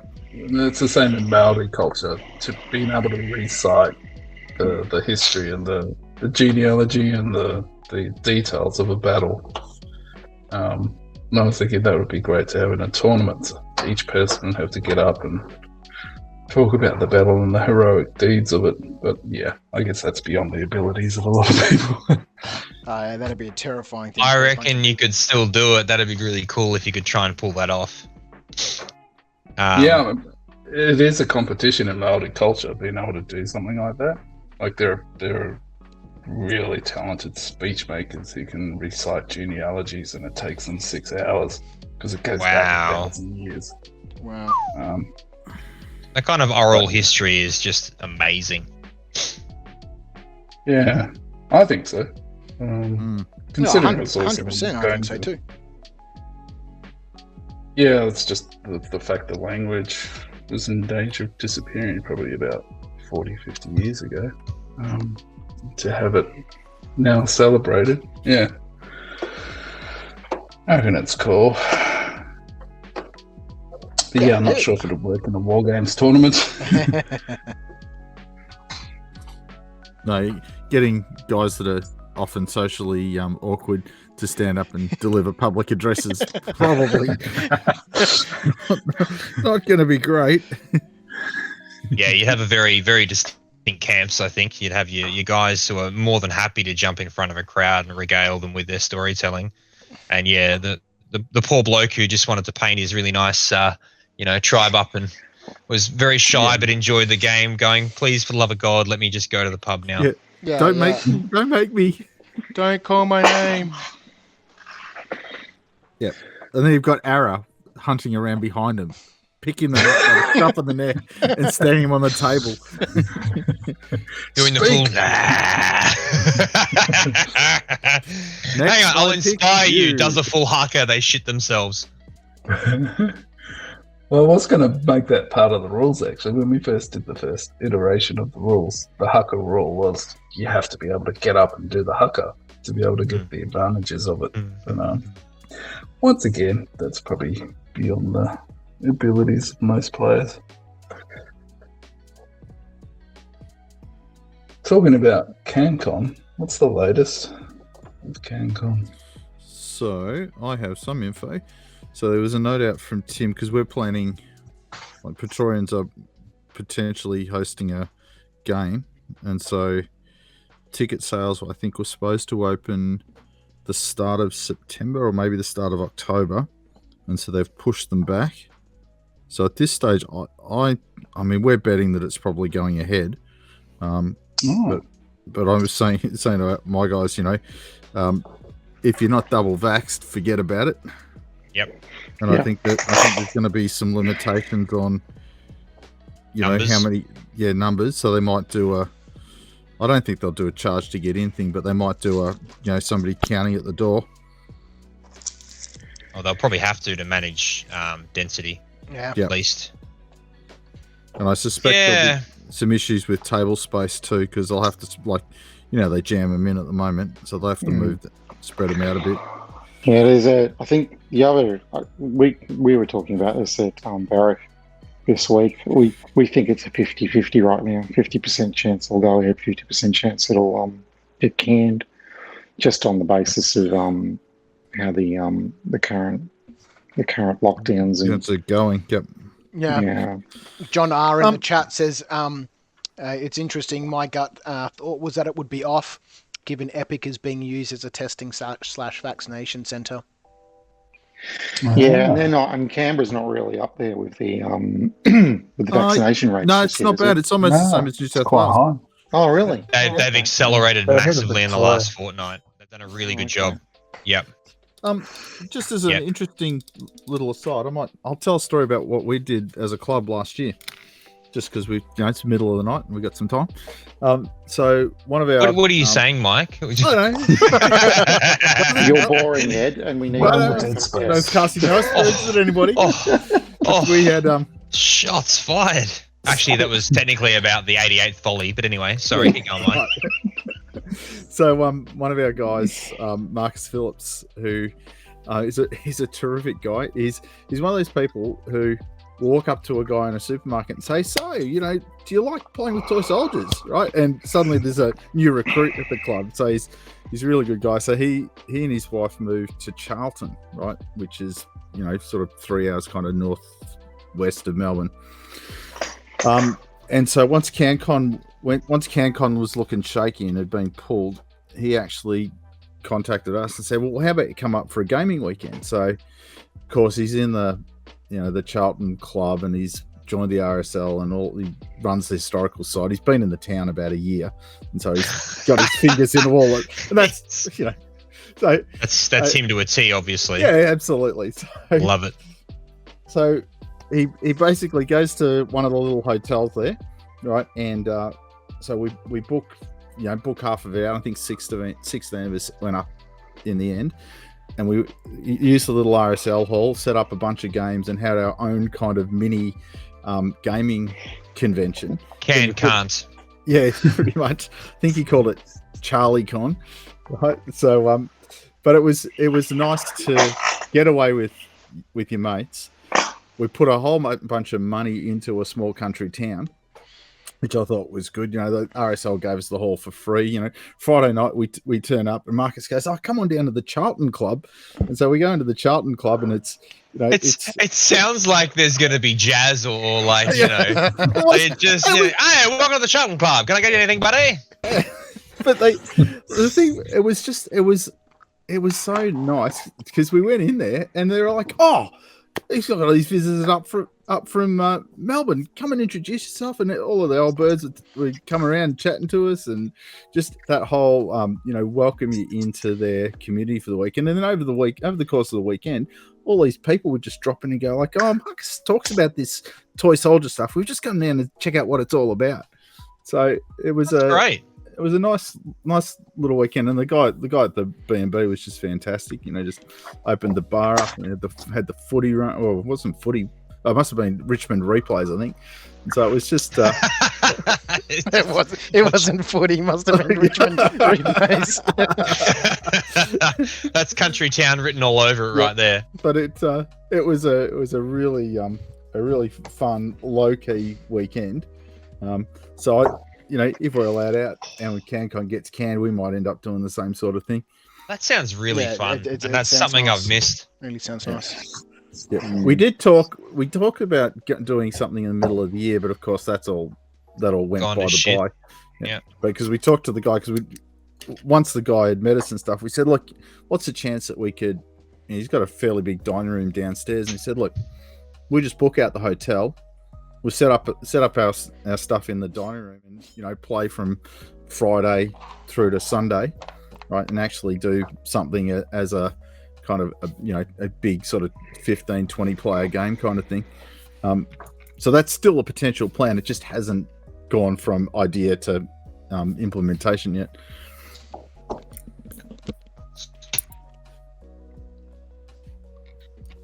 It's sitting so long, my ITBs are just rock hard.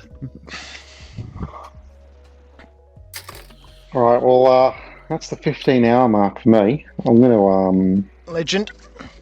I'm going to bow out, boys. Thank you, JP.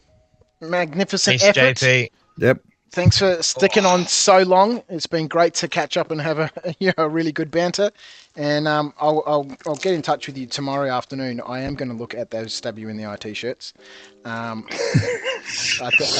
think it's a great thing, and as long as we can make it a regular thing for whenever we do this, I think it's got some traction. I was just going to say, Viv, I think if you wanted to take this beyond just the charity and maybe bi-monthly paint and live stream, I'd be more than happy to jump on for a few hours and provide some. That'd be amazing. Like I said earlier in the stream, we have a lot of here in Australia, I see a lot of live streams and stuff on YouTube, but I don't really see a lot coming out of Australia. And as it's been pointed out in the chat already, some people have said, this has been great. It's really opened my eyes to a lot of other Australian manufacturers of games and stuff. So that's a wonderful thing in my opinion. And to the chat, thank you for putting up with all the crazy. It's been great. It's been really fun. Take care, guys. I'll talk to you soon. Right. Thanks, JP. Thanks, JP. Thanks for all the help with the Frenchies. Hey, what was the figure count, JP? 12 in the end, and 6 that are halfway there. So I'll get the 24 done probably the next couple of days, and I'll tag you, Viv, so you can throw it up on the feed. Yeah, hashtag the Painting for Life KOD. There's been a few more things in there as well. Comes some space and stuff, and I think we can get to 9,000. Yeah, I'm just going to quickly check it before you head off, JP. What are we sitting at right now? Oh, $8,560 and I think we can 90 cents. Holy, Amy Nichols, good lord, $250. That's amazing. Oh, who is that? Cow. Amy Nichols. Woohoo! We are loving Painting for Life Amy. in London town. Thank you, Amy. That is absolutely amazing. Those guys have fled Byron Bay and gone back to the UK. That's my brother and his partner, AJ and Amy. Got out of Byron Bay. They've had the world cruise of COVID avoidance. Everywhere they go, they've just slipped in just before borders have closed, or mandatory lockdown, or you have to pay for your own 14 days of hotel quarantine. They just skimmed all of that by a day or two. And he got out of just before we went into our lockdown here. My brother was here. He'd come down from Byron Bay to come and say howdy. He was scheduled to go back 3 days after our lockdown started. And the night before, all of this stuff was going off, and I said to my brother, "We're going to get locked down." And he's like, "Oh, how do I'm not sure." And so I gave him the whole Daniel Andrews, North Face jacket, tie, open collar, get on the beers, get the hell out of here, the whole thing. And I was like, "Dude, we're going to get locked down." And he's like, "Fine, fuck it, we're out of here." He got straight on the phone, booked a train ticket for 5:30 in the morning. 8 o'clock that day, we were locked down. And we went back to Byron Bay. They chilled out there for a little while, and then they were like, "Oh well, things are opening back up in the UK." They both work in the UK, and they'd come to Australia for a holiday, a bit of summertime, and and they had a bit of a challenge to get their exemptions. They're both UK citizens and stuff, and had a bit of a challenge to get their exemptions, but they were allowed to, and go on back to old London town. Where things are opening up there, which is wonderful to see. More gaming conventions happening, and in the circles that I've been following, more MESBG events, more Middle Earth events, and Stephen Crow, who's coming on much later, 6:30 our time, 9:30 UK time, is been running some events. He ran his what's it called? Scouring the Cheshire, I think it was called, an event that he had there in that region of the UK, which was a fantastic event. 150 players or something, and booked out in like minutes, and so yeah, they've had the most amazing COVID run. That is cool. And Viv, I'll just say this, mate. You are amazing what you've done in 2 weeks to pull this all together, and mate, genuinely impressive organisation skills there. Even if you did delete it all the night before. Oh man, my wife. That's not organisation. That's tech skills. Yeah, it's great on the organisation, not so great on the tech. But yeah, you're a legend. You, thanks, JP. It's been great fun. It's been really good. Thanks for your support. Take care, mate. See you, mate. My wife rang me about 1:30 this morning, and just as I was walking up the stairs to go to bed, Kim rang, and she heard the phone ringing as I was walking up the stairs. She turned it off, and I walked in. She's like, "You're a naughty boy," and I was like, "I've just been spending the last 3.5 hours trying to fix up the stream that I deleted," and she was quite sad for me. But it's worked. We've had a good chat. The chat bots aren't going off, unfortunately, and that's all right. And we're missing a whole bunch of graphics and logos and all that sort of stuff. But whatever. We've had a great time, and it's been a really good stream. Yeah, I think part of it's proof of concept too.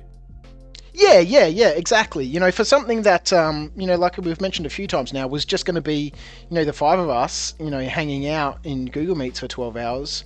to what we've done in 11 days or 12 days. I think it's been pretty good. And Cut Crafty here in the chat says this has been super great.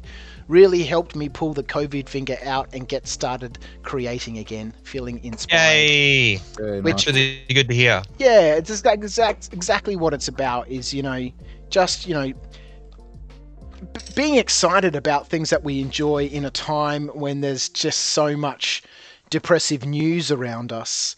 Certainly here in Victoria and in Melbourne, every day there just seems to be, another calamity. Earthquakes. I don't even look at the news anymore. Well, when we had that earthquake the other day, I was just kind of like, what the hell is actually going on?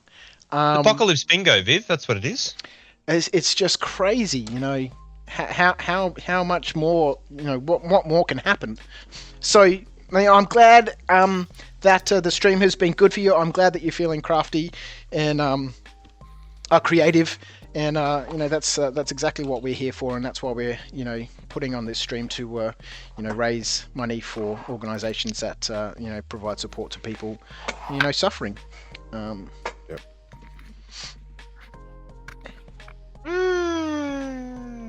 Mark Yep, Newman says, I'm at that point. I'm making weird noises. It's only 1 a.m. and I'm fucked.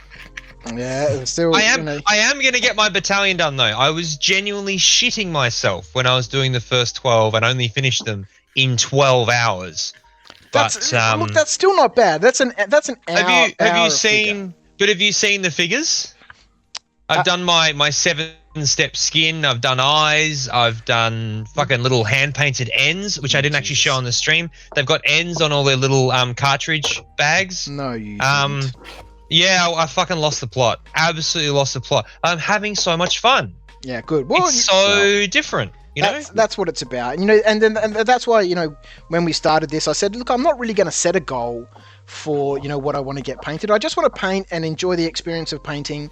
Yep. Hopefully by the end of the stream I get some stuff that's finished, and that'd be fantastic. But really, look, I'll be honest, Viv. I was very ambitious undercoating 63 models. Some would say completely off the mark.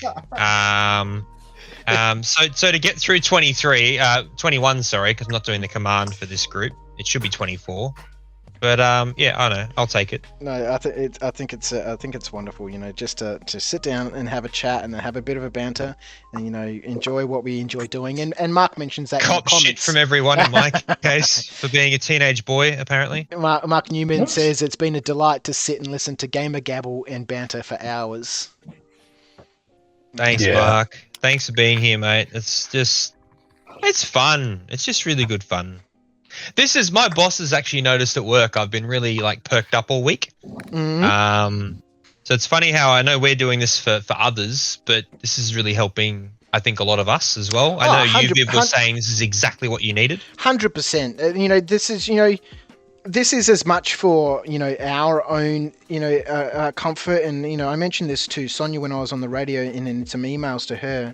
That just talking is a massive outlet for people, and I think it's for me at least in my story and my experience, it was the road to recovery for me. Obviously, my road started with a trip to hospital and some time in a psych ward and stuff, and after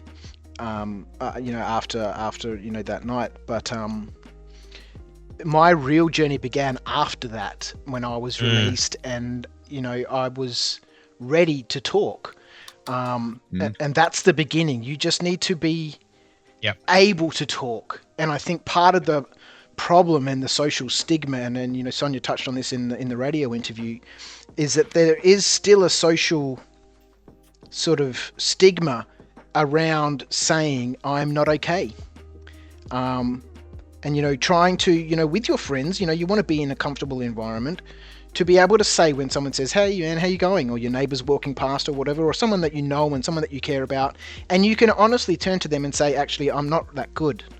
We touched on this earlier on in the stream. I'm not that good. I'm pretty sure I will be okay, but right now I'm not. That then opens the door to some dialogue, and allows you to communicate and start getting things out. rather than carrying that all around inside you until, you know, it gets so heavy that you don't think that there's any options other than the really bad ones. And even if you're not going that far, Ara, please. Oh, it's just sometimes when people ask you how you're going when you walk past, and it's like, do you really want to know? You got half an hour? Yeah, and that's why I think Are You OK Day is great as long as you actually act on that message. Yeah. And, you know, I had some people on my Facebook feed say that they hate the day. It's just been hijacked by corporates to, like, you know, hey, we're offering wellness classes and blah, blah, blah. But I always think, sure, you can be angry at institutions for maybe not doing enough, or the government for not doing enough of whatever, but you've still got the power in your own hands to do what you can for the people around you. And, you know, that doesn't mean giving them advice that may not be helpful. If they're genuinely not okay, help them seek help from a professional, you know? Yeah. Help them make that step and know that no matter what happens, you will love them. And you will be there to have a talk to them and try and help them through. And I think that's, you know, that to me, that's the message of Are You OK Day as an example. Yeah. Because my role is at school is I'm assistant principal, and wellbeing is actually one of my things, and so we had a big push this year because the actual sort of messaging around Are You OK Day was, are you really okay? Yeah. Because you get that kind of flippant, oh yeah, I'm okay, I'll be right, you know, that kind of, you know, minimalize everything. But then working with the kids in terms of going, you know, when you say to your friend, you know, you're really okay, and they say, well, actually not. Well, what is it that you do next? Because often people are very, they're reluctant to, because they, you know, I don't want to put somebody else in that position of not knowing what to do. So it was a really good, and I think that the idea of, you know, corporates have taken it over and they're offering wellness classes and that sort of stuff. There's probably, you know, glass half full, glass half empty kind of view on that. You know, they are doing those things, and so that's a good thing. Yeah, right? Exactly. If somebody takes them up on this, it's like, well, that thing didn't exist before. Yeah. And sure, it might feel tokenistic, but if you get help from it and it helps you, then that was a really great thing that somebody had done. So 100%. 100%. And people often cherry pick bad examples of corps being like, hey, we've got some, I don't know, there might be some fridge magnets for Are You OK Day or something, and then it turns out they fired 100 people the next day before their fridge magnets arrived. And you go, this can't look at it like that, you know. Again, to your point, Mike, that's the half empty. And as I said, that's why I always think as well, beyond what corporates do, you've really got to try and make sure that you can be as good as you can to those around you. And even if you're not okay, you know, don't be afraid to ask for help.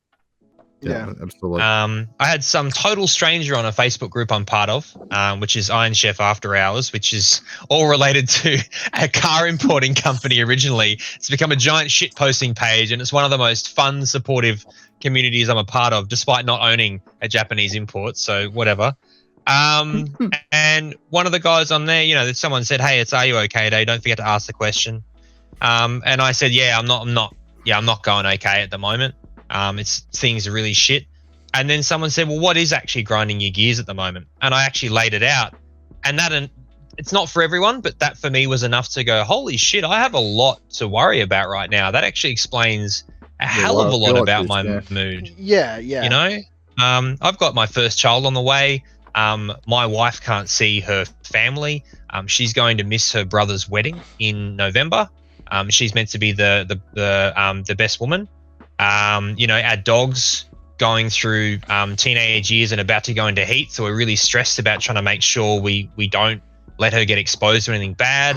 The renovations for our house started the day before lockdown commenced, so we've got an unfinished front entrance that's now a mud pit, and they're not allowed to come back and fix it.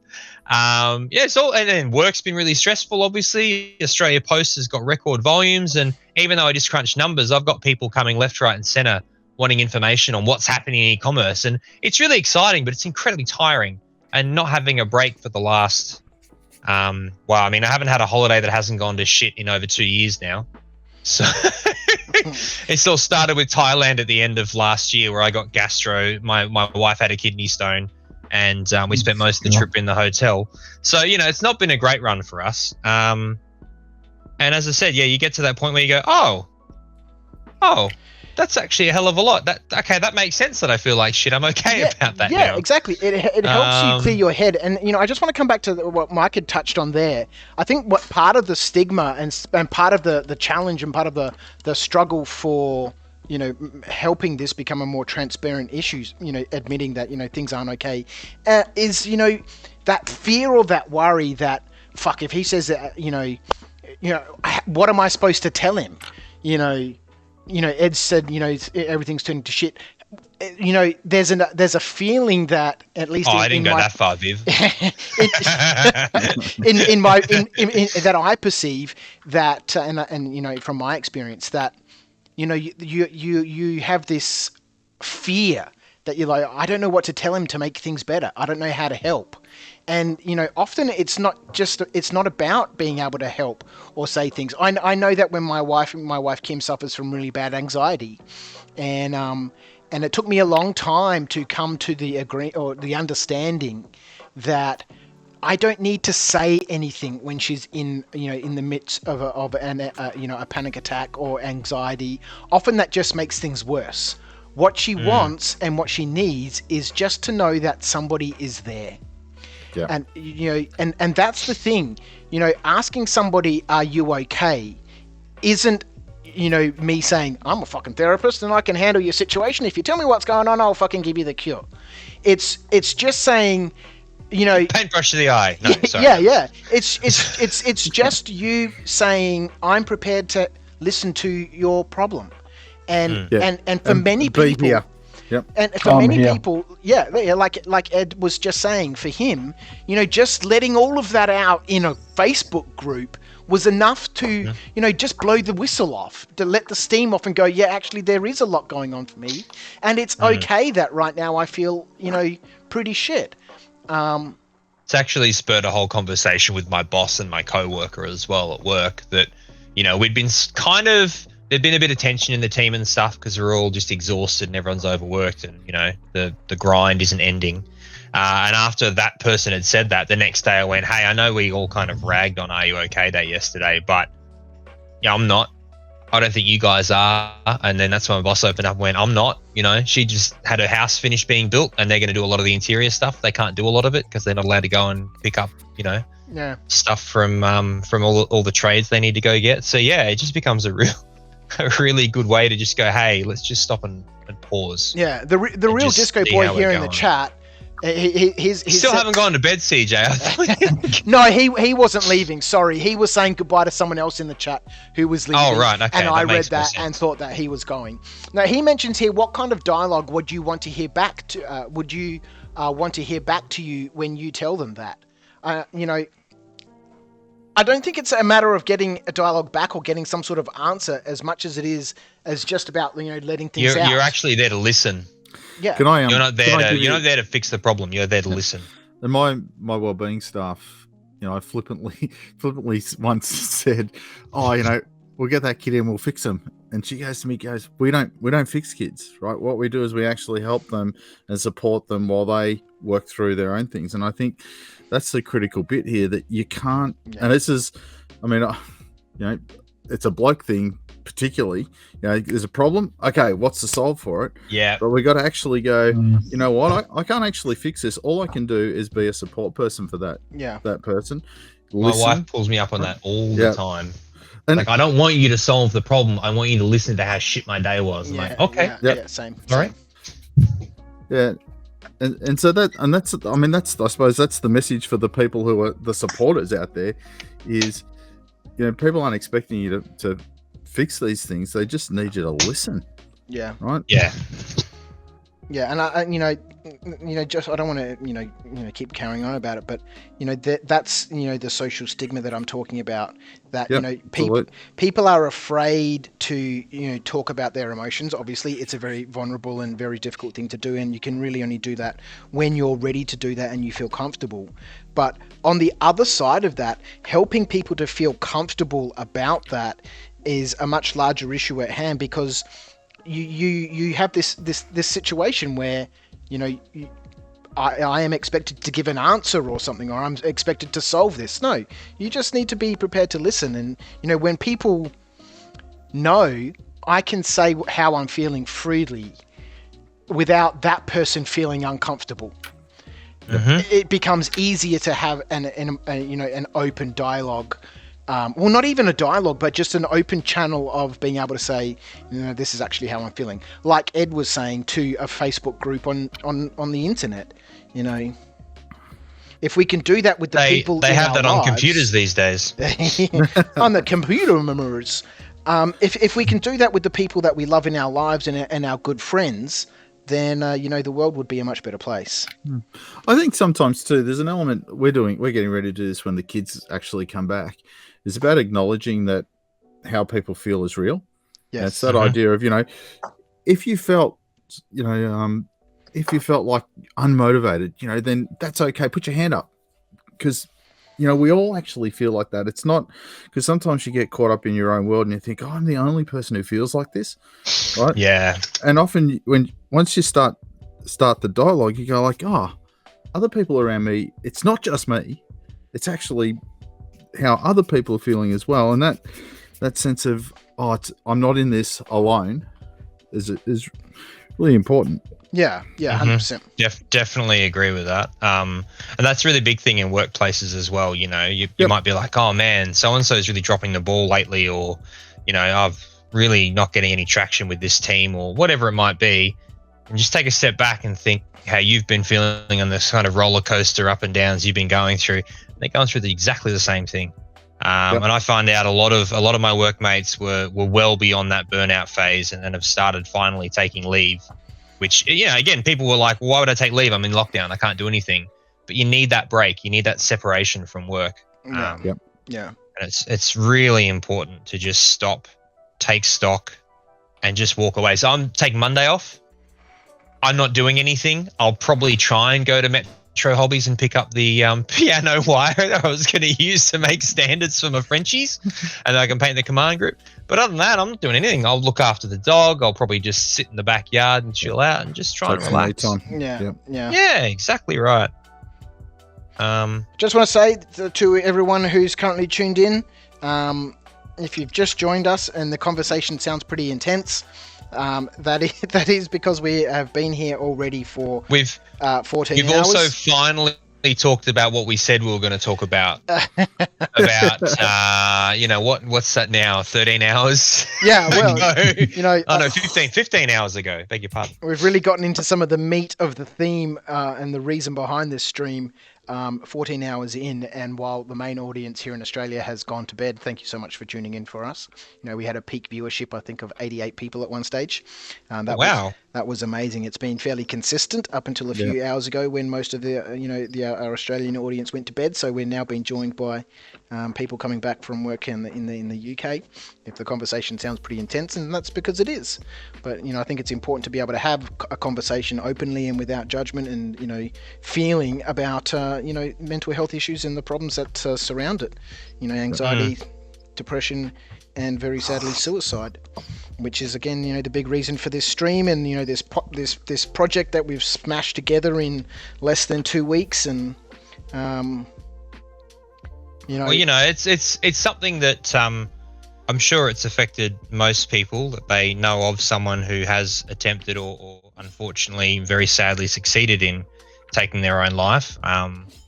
My mum's twin sister couldn't deal with what she was going through and wasn't getting help and wasn't dealing with things in a healthy way, and unfortunately took her life when I was 10. It's terrible. 11. I was 11 years old. So that was 24 years ago this year. And then around this time, same time of year as well, a really good friend of mine from my hockey club, he kind of dropped off the radar for a bit, and I saw him about a week before he unfortunately took his own life as well. And it just left a really profound effect on the club, because this was a guy who organised so much and was, the real heart and soul of our summer hockey team. Just a really great human being. And we kind of hadn't noticed. He sort of just dropped off the radar, and we thought he was just doing his own thing. But in fact, he'd actually been battling for a really long time without any of us realizing. Yeah, suffering alone and in silence. In silence, yeah, and that was really devastating. And the same for my auntie Kerry. You know, she'd sort of been dealing with it and hiding it for a really long time. And that tore my family apart, which is not very surprising. Those sorts of things are very traumatic, and it took years for a lot of us to get over that. Yeah. My sister's still got depression to this day because of it. I hope she's not randomly watching at 1:20 in the morning in Kyogle, but if you are, hi Zan. But yeah, so you know, it's something that you need to feel that it's okay to talk about, and that people are here to help you. Yeah, I want to stress. You're not alone. I want to stress that, you know, it's very, very difficult to reach out when you're in the grips of depression, and it's very, very difficult to hear what other people have to say. And you know, if you have noticed that you haven't seen someone for a long time, or they've dropped off, you know, it can be very difficult to, you know, reach out, you know, because of that fear of, you know, I don't have the answers. But you know, if you haven't heard from somebody in a while, or you just want to check in with somebody, I think it's important just to say, listen, you know, I hope everything's going well. You know, open yourself up a little bit. I haven't been fantastically well. I don't have any answers, and I don't know what the solutions are to any of our, you know, the problems that are happening. But if you ever just want to talk or vent, you know, I'm there to listen. Because I think if we, sorry, go. Sorry, Mike, because we don't have the answers. The only person who has the answer to what is happening is the person who is going through that. And the only way they can find that answer and find the solution is by having the support network around them to help them realize and come to that answer for themselves. Because it is different. I was chatting with somebody. I'll shut up in a second, Mike. But I was chatting with I was chatting with someone just the other night, and they were saying, you know, it's incredibly brave. You know, it's a very individual journey. You know, the road to recovery is a very individual journey, and you know, it is a very individual journey, but it doesn't have to be one that you take alone. Nobody else on that journey is going to have the solution. Nobody's going to have the answer. There is no magic pill, but it's very, very difficult to take that journey alone. Yeah, I was just going to say, if we drawing things back to your gaming community, this is where that role of your club or your group of mates is really important. And like you talked about it, you know, 3-4 hours ago, but you know, for our guys, it's like a men's self-help group, right? That happens to have some figures that are pushed around from time to time. That idea of the club is that place where you can come, and you know, from time to time, we've dealt with some pretty significant issues that have happened to various members and stuff, but being that supportive group of friends that sometimes is like, you know, let's have a talk about what's really going on for you, and sometimes it's like, let's have a laugh together, because sometimes that's important too. Yeah 100%. Well, that's how I deal with, that's why I'm taking the piss all the time, because that's how I deal with a lot of my stresses and my worries, because through that thing with my auntie, I kind of became the joker in my family so that I could keep my mum laughing and my dad laughing, and my sister less so because she just thought I was a dickhead. And that's a completely justified view. Yeah, sibling. Yeah, exactly. But she was also a dag when she was good. But yeah, I think that's you know, it's really important to laugh. It's one thing they said about my wife when she became pregnant. The doctor said, you need to keep her laughing. It's super, super important to health, to mental health.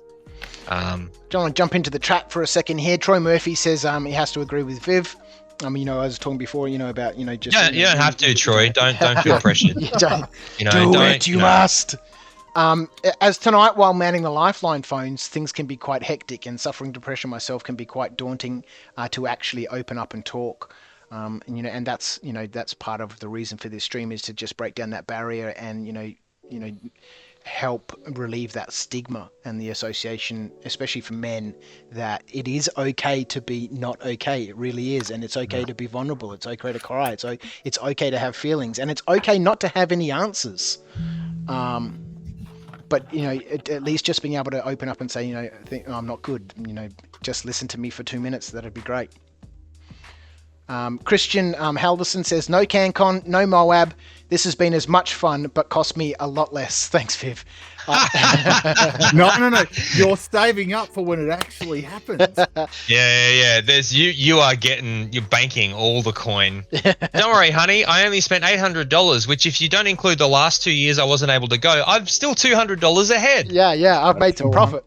I had to seek help this year too. So what a great way to help each other's. Thanks. See you in the morning. Well, thanks for tuning in and opening up a little bit, and telling us a little bit about your story. Thanks so much. The Real Disco Boy says it's time for some caffeine. I did go to make a coffee before, but I think I walked aimlessly upstairs and wondered why the television was on, and then came back down and didn't make a coffee. Nice. I'm really hesitant to go back inside because I don't want to wake the dog up. John, I will get shot. John R says having that mental break is super important. I have had to take time off recently as work has been super stressful. He's a pharmacist. Yeah, definitely. Nat1 Videos. Nat1, how are you? Thanks for tuning in. Even listening to this conversation helps. Well, and that's part of the thing is, just, keeping the conversation going and just keeping, that topic, in the social consciousness, so that, it is normalized, that, it is okay, and that, it doesn't have to have that stigma about it. And again, certainly for men, men in Australia between the ages of 18 and 44 are 60 times more likely to take their life than women are. It's a big problem, and it's okay to try to help. And I appreciate everyone who's donated. I'm going to come back to the donation page in just a second, and we'll check the total so far, to help raise awareness. And the best thing that we can do is just to say I'm not okay, or if you're not okay, that's okay. I don't have any answers, but if you want to if you want to let it out, I'm here to listen. The Real Disco Boy says D&M happens best after midnight. 100%. I haven't even drunk anything today, or yesterday for that matter, because now it's today. Just had coffee. Western Tabletop. Can you see how much it's affecting me? I don't drink it anymore. He says this whole stream has helped. Been working double shifts all week without breaks. Was good to take some time off and hobby with the Aussie crew. Well, thanks for joining us. I'm glad you're getting some time off. Elston will be joining us in 40 minutes. Feel free to jump on whenever. Oh, fuck, I haven't sent him the link. Oh, yeah, I did. Jordan Cole says, I recently left the job that just wanted to work me to... I recently left the job that just wanted to work me to the phone. Now I work for a company, or that I think maybe chain me to the phone or something. Now I work for a company that cares about giving me time to spend with my family. Been a huge life improvement and mental health. Oh, that's great news, mate. That is great news. It makes such a difference. That work-life balance is super important. The Real Disco Boy says, bit of a geek's version of the men's shed. Jordan has a paraphrase that to work him to the bone, not to the phone. Work him to the bone. Now I did figure it was bone, but it could have worked in a call center and was making a pun. We don't know these things. He's using speech to text. Amazing. Nice. And Mike Parker post up there for those in Oz. Lifeline. Yeah, there's some excellent services out there. Lifeline, Beyond Blue, and many others. Black Dog Institute. So moving forward, I in my terminology when I was writing up a couple of pages of the website last week, I just wanted to make sure that it came across that Painting for Life is about supporting organisations that help people who are suffering from or have been affected by mental health situations. And right now we're raising money for Beyond Blue. We'll jump in there and have a look at what our campaign is doing there. But I would like to continue doing them in the future. And there's some other really fantastic organisations out there that provide all different sorts of support services to people who are either affected by or are suffering from mental health related conditions and illnesses and situations. Where is the browser? So let's jump into the browser. Let's go have a look. We'll refresh this live. Last time we checked, it was $8,560.90. I'm going to click the refresh button. We'll see where we're at. If there's been any sort of movement, it has been an absolutely phenomenal. It has jumped up to $8,610.90. Thank you. Thank you, Michael. Amazing. For your donation. I really am blown away that what has happened with this campaign. It's been amazing. I've really enjoyed I got to send some personal letters of thanks to the people I know who've donated.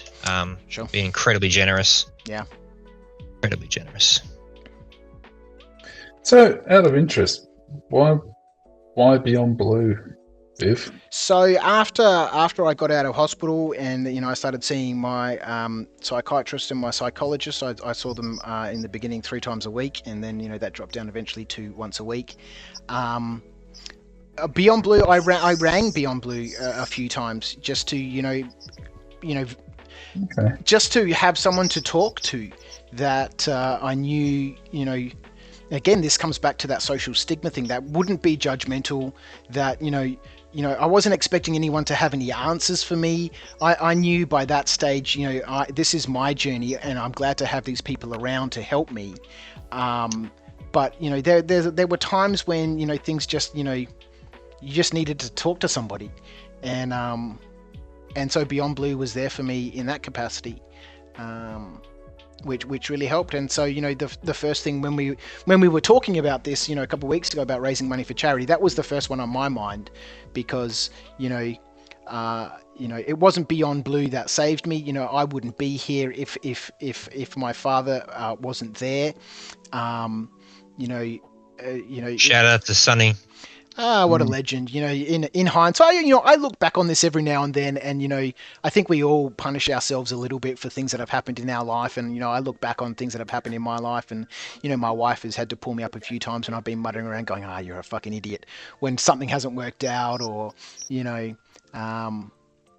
and it's kind of weird, because I look back on that night in 2011, and especially when I'm in a dark mood or I'm really not feeling very well, and I'm like, fuck, I couldn't even do that properly. But without the people who were there to make sure that I'm still here, and the support of Beyond Blue and my doctors and psychologists and psychiatrists afterwards, after I was released from the shrink ward from the psych hospital, they just made my progression, or my journey, my road to recovery, that little bit easier. It was my own adventure and I had to do it myself, but they made it easier for me. Well, they provided the support that I needed. And so, when we first started discussing this, Beyond Blue was the first one that came to my mind. But, obviously there's lots of others. My mum used to man the phones for a Lifeline when I was younger. She's always been a nurse, her whole life. She volunteered at Lifeline to man the phones in the wee hours of the morning and stuff. And, there's our charity organisations out there that deal specifically with men's mental health, and there's a whole bunch of services out there. And if we keep this going and it turns into a regular thing, maybe like I said, twice a year or something like that, where we can run these big 24-hour events and have a little bit more time to prepare and pack out the calendar properly, with guests from all the different time zones. Obviously, we had the beginning part of the stream, back-to-back guests from Australia with a whole bunch of good Australian content. But I ran out of time really to, be contacting, more people in the US, more people in the UK, and, to book up the time slots, so we have got a jam-packed schedule. But, there's time. So you're telling me I'm chopped liver, am I? Oh, yes. You got the graveyard shift. Yeah, small fries. Small fries. I'm filler. Well, for those people who are still At least watching, you don't have to do the whole thing, Ara. for those people who are watching, Ara is a friend of mine. That's why he's heaping shit on Viv. I haven't quizzed him, and we haven't had the same sort of discussion that we had with Greg from Bonza Games, about his game Delta 10. No, that's cool. And I did, I'm actually on here to have the chat. I mean, that's what's gotten me through lockdown. Yeah. It's been really good for my mental health. So Yeah, exactly. that's what I needed. Well, when I wasn't very good, a few weeks ago, I wasn't very good. And then Ara, you'd suggested, let's catch up and hang out. We did that for a couple of weeks. And then, I had that session with Ed. And, without you two and without those, sessions to, just, have, opportunity to hang out with some friends and, talk about hobby and again, stuff. a bit of a break from the norm, from the regular, regular scheduling. Yeah. We start to lose track of the days. Yeah, absolutely. Yeah. Something to look forward to. It's so silly. Like I haven't left this house in a long time, for more than a couple of hours. Actually, probably an hour at the most. But yeah, this is just a little escape, a little break for me. Yeah, it's also, difficult. This is the first major painting session I've done since I got my knuckles smashed in hockey in the one. What if I played one game in 5 minutes? It was the first 5 minutes of the second game back that I decided to dive for the ball when the keeper was diving, arms stretched out, and I smashed crushed my knuckle between his stick and my stick. Great work, Ed. Really smart play. And yeah, I got to say, it's not holding up as well as last year's challenge, but it's doing the job. We'll get there. Yeah, I think I just want to clarify because we're into the UK time zone now, and I know that those guys have been doing it really tough over there. But for us here in Victoria, the situation for us is we are now the longest lockdown in the world. It has been difficult. Sorry, I'll do that for Clarkson. In the world. Well, I didn't do that very well. We have a curfew here. We're not allowed outside our house after 9 p.m. and between 9 p.m. and 5 a.m. We're not allowed outside. Unless you have when I want to rebel, I just cross the fence line and go ooh, and then run back inside. It's very rebellious. Unless you have a permit or you're a permitted worker or something like that, we have a curfew, and it's been like that now for what are we into here? Is this the 6th week of this 6th lockdown? I've lost track, man. I honestly don't even care anymore. Yeah. I just look at future dates. Yeah, it's and I look at my wife's belly and go, oh fuck, we're halfway through having a child. Holy shit. Okay, yeah, that's coming. That's coming. That it's been really tough. It's been really hard, and I think one of the only outlets that for us, and I don't want to generalize or stereotype, but for us creative people, nerds, geeks, whatever, a lot of nerds. The only outlet that we really do have is with other nerds when we catch up and play games, or go to conventions or shows, or go to the shop and hang out and look at things, and that's our social circles, that's our interactions, and we have give each other shit over a pint at Axes and Ales. Go to the gaming clubs. We haven't been able to do that. John R says in the chat, this is the start of week 8. Fuck, are you serious? Fuck. So, fucking Jesus. So before this, into I should know that. I'm meant to be tracking it for my job. But into the first week. Like 2 days freedom in between this lockdown and the last one. Yeah. Into the first, I think it was the first week of this lockdown, we reached the 200 days in lockdown milestone. That was during the first week. So then we've got, another 6 weeks on top of that. So, we're, 250 days in lockdown. 235 officially as of 235 days ago, I think. Yeah. So the Real Disco Boy has posted something up here in the chat. It's 5 lines long. I'm just going to read it verbatim. I haven't proofed it, but he starts off with, hopefully this isn't out of line. But I had an issue a few years back when my partner was going through really tough postnatal depression and I was struggling to support her emotionally. We had this really bad fight and lots of yelling at each other, etc. And I found myself getting really angry. Thankfully, I was able to pull myself up before I did anything I would regret. But I went for a walk and in despair called Men's Helpline, and I had the worst experience with it. Ah, shit, that's terrible. I had a female on the other end of the line, and I was explaining what happened. Rather than listening to me, all she did was beat on me for saying that I was angry and started going on about domestic abuse, etc., etc. It didn't help me at all. At that time, I didn't want to tell my friends about it either. I didn't want to burden any of them, so I have always carried it. Yeah, I'm getting emotional just reading that story, Real Disco Boy.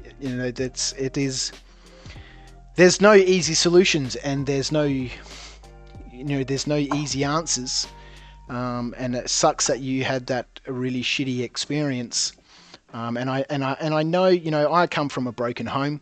You know, my parents separated in a super messy divorce. It was super. Some real shit things happened, and you know, I know a lot of men in my life who have really copped the, you know, the hard end of the stick. Yeah, sure. Yeah, I can understand, you know, that there's you know, certain situations or circumstances for, you know, the right hand and the left hand, so to speak. But it's difficult for men. It's really difficult for men. And you know, I saw something that popped up in my Facebook feed. You know, one of my friends who's followed me for a long time, my YouTube channel, you know, he was, you know, vented on Facebook saying, you know, that his wife had kidnapped their child and left, and he had reported that to the authorities, and they said there's nothing we can do. And you know, the same situation happened in the country that he lives in, where a man had taken their child and fled, and he was arrested for kidnapping. They're just, you know, there's no easy answers. There's nothing right, or, you know, it's a very difficult subject. But, you know, I think just opening the doors to being able to talk about it, and, you know, is it helps to, you know, move forward. So he comes back just now and says, "Thank you. Thankfully, I have pretty good mental health." Sorry for vaping into the microphone just then, everyone. I know it's super loud on the other end. But I could imagine, someone that was in a worse place would really struggle with it. It too so much took so much to man up and call, to then come away with nothing. Yeah, it's difficult putting yourself in that position of vulnerability. But you know, big props to you, man, for reaching out, and I'm sorry that you had a terrible experience with it. Try not to let it stay in your experience, you know. One of those really tough things when you're going through a really emotional experience is, and I didn't realize this till someone actually basically said back what I'd said to them at a later point when I'd calmed down. And it just, yeah, you carry that kind of experience with you, and a lot of the emotions are, you know, because you're in such a huff or in such a state that you really hold on to that for a lot longer, and it seems a lot worse than it probably is at the end of the day, you know. You can't beat yourself up on it, you know. You can't think that one experience defines what's going to happen every time, and just try and hold on to the fact that you were brave enough to call, and give it another go at some point in the future if you need to, only if you need to, you know. Our brains are incredibly powerful. My sister, if she was milling around, I'm sure she'd have something to say in the chat. She's a neurotherapist, a science. She's a massively successful executive coach, and you know, studies you know, how the brain actually works. And you know, we have in our heads this incredibly powerful piece of equipment. It's very good at you know, multitasking and hyper-threading. You know, we've all done it. We've all sat there and had a conversation with ourselves in our head. You know, playing both roles, both parts in the play, and you know, sitting there and stewing over things that haven't even happened, but they're happening in our brain because you know, something has either happened in the past, and we know this is what's going to happen this time for sure. And we what if scenarios? Yeah, exactly. And we spend so long in our own head that it becomes unhealthy. And you know, at least in my experience, when I've been in those sorts of moods or situations, whatever play I had scripted and rehearsed in my brain was fucking not what was showing at the matinee. When I got there, it was a completely different play going on, and all I'd done was create this massive, you know, friendly and unhealthy, you know, story in my brain. And this is just to say, CJ, we're not discounting what you went through. That sounds like a really shitty experience. Yeah. But we're just pointing out, just really, try not to dwell on that sort of thing too much, because those sorts of experiences are really crap, but they're not the norm. They're really not the norm. Thanks for tuning in to Painting for Life After Dark. We're going to take our next caller coming in. I was to say, just like shifting that conversation slightly to the left, we working with kids, you often get that thing that they'll go like, "Oh, I saw a psychologist once. They were shit, so psychologists don't work." Mm-hmm. Right? And I know for me personally, I had an experience with a psychologist once, and I agree, they were shit, right? But then I had another one, and it was fantastic. Yeah. And so sometimes it's about going, you know what, because often it's about relationship. And so if that relationship with that person that's trying to help you is not working, then you got no commitment there. You can actually go, you know what, this isn't really doing it for me. I'm going to go try somebody else. 100%. At the end of the day, psychologists and doctors and psychiatrists are all people. They all have, their own feelings and their own emotions and their own story. And, what you're saying, Mike, is 100% correct. When I came out of a hospital, I spoke to 3 different psychologists. So, the first one I spoke to, I knew after our first meeting, this isn't going to work. And then, second one, spent a bit of time with them, and it wasn't going to work. And it wasn't until I spoke to the third psychologist that I was like, yeah, okay, this guy is on my wavelength, and we can sort out these issues together. Yeah, awesome. Yeah, that's so true. It really has to. It ends up being a real, partnership with the professional you're working with. Yeah, 100%. So just jumping out of the deep for a little bit, Ara, how are your poor knee going? Are you still Really working good. on those? Yep. I've been very busy show on them. Show us. It's kind of hard to show them, actually. Show us your pawny. So I told you I'm working in there somehow. Yeah, well done. Oh, dear. I'm doing 13 of them. I'm trying to do the war paint on a whole bunch as well. So Just hold one up to the camera already. Oh, nice. there you go. Oh, they look good. What That's figures so are they, cool. Aaron? Sorry? What figures are they? They're Clearco. The one Clearco is a Spanish sculptor. Nice. Medals, obviously. Yeah. So he does Crow, Pawnee. He's doing some Plains Indians now, and he also did Neanderthals, which are all quite nice. Nice. And yeah, I've kind of developed a close friendship with him, and I'll start selling some of his stuff here in Australia because it's been a bit hard getting stuff shipped from Spain lately. Yeah, no doubt. But yeah, he sends me all of these articles on each of the tribes and stuff. He does heaps of research on them.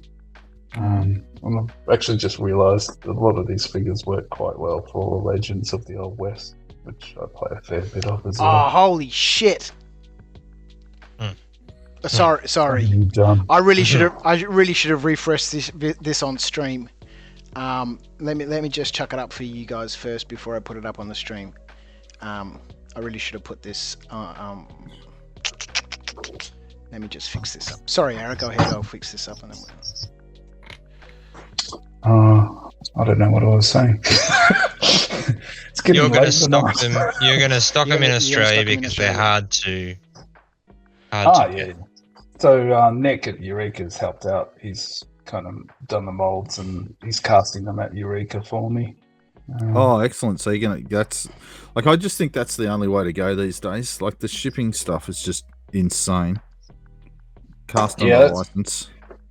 Listening to the Delta 10 guy, it's a really good model because just trying to being on this side of the world and trying to sell physical games to the other side of the world, the shipping it's just brutal. It's just brutal. All right, I'm going to quickly change my view here, and I should have refreshed this on screen.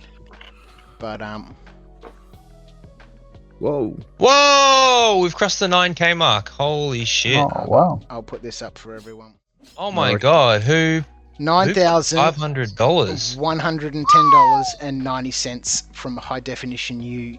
Everyone at High Definition U wishes you and the whole team fundraising, awareness raising, and inspiration raising success. 3 cheers from all of us. Thank you so much. Awesome. Wow, to High that's Definition incredible. U. That is amazing. That is amazing. I will jump in here and say that High Definition U is my sister's company in the UK, Gitanjali. She's an executive coach. I was talking to her about her just before. Highly successful. She was nominated this year for Businesswoman of the Year award in the UK as a finalist, and she's done some amazing work with tens of thousands of people throughout her career.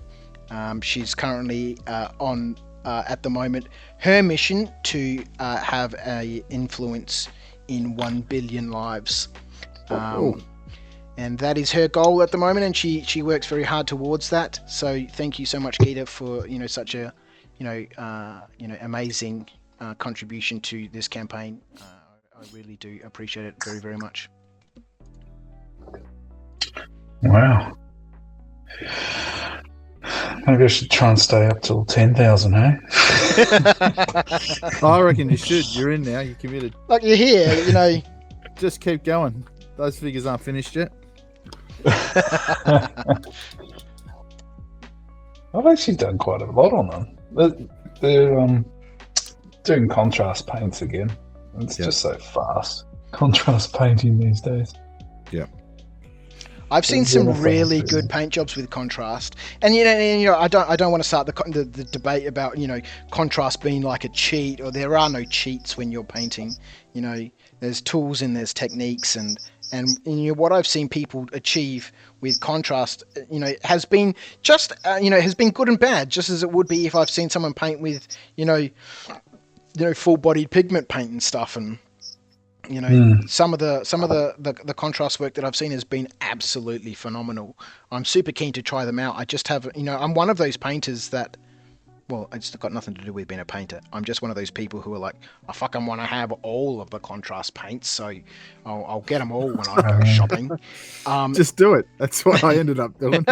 And consequently, I don't have any of them yet. And, I'm not one of those painter that follows a recipe and knows, I'll go to the shop and get this color and this color and this color because I'm painting, whatever, blah, blah, blah. I'm a reach for a pot, see what color it is and go, yeah, that looks cool, put it on the miniature. Which makes it difficult to go shopping for contrast unless I just go and buy them all. Like, to be completely honest, we bought probably...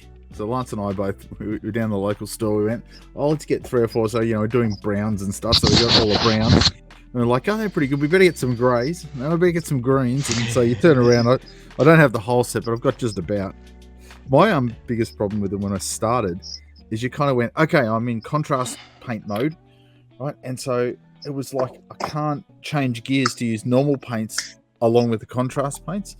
That's a weird mindset thing. It took me a while to go, okay, use both of them together and do all sorts of weird mixing with the layers and all sorts of things. It can work really well. Yeah. Or as you touch up some of the patchy bits on the skin. It's just normal flesh. And the metals, like if I want to, I'd usually do a yellow for the gold or bronze or whatever underneath, and then I'll kind of dry brush the metallics on top of it. Yeah. That's what I did with the Greeks. You smashed them out. That seemed to go really quick. Yeah, that was last year's lockdown. Got to the 300. Sorry, go Ara. Sorry? I was just going to say I want to jump into the chat for a minute, but I interrupted you, sorry. No, you go. It's all good. I was just going to, run through a couple of the comments there. There's some questions towards the end, I think, there. Hobby has been my crutch. Stephen B says, hobby has been my crutch mental health-wise. My PTSD flared up a few months ago where I couldn't sleep. Rather than enjoy the joys of flashbacks, I painted, napping while it was light. Ended up with over 400 models painted in 4 weeks. Yeah, nice. Yeah. So over 9,000. Thanks, High Definition U. Yeah, amazing. Nat one says we smashed the target. That's awesome. Well, believe it or not, was it 7 days ago, 8 days ago, the target was $1,000? And we were like, we were like, maybe we'll get there. And then, we smashed that after, we started promoting the campaign, we smashed it in one night, and we've smashed through 5 goals: 1,000, 2,000, 3,000, 5,000, and 7.5. It's nuts. It's absolutely nuts. It's- Oh my god, my it's back. crazy. Viv, you might find Jesus yourself on the Christ. radio again at this rate.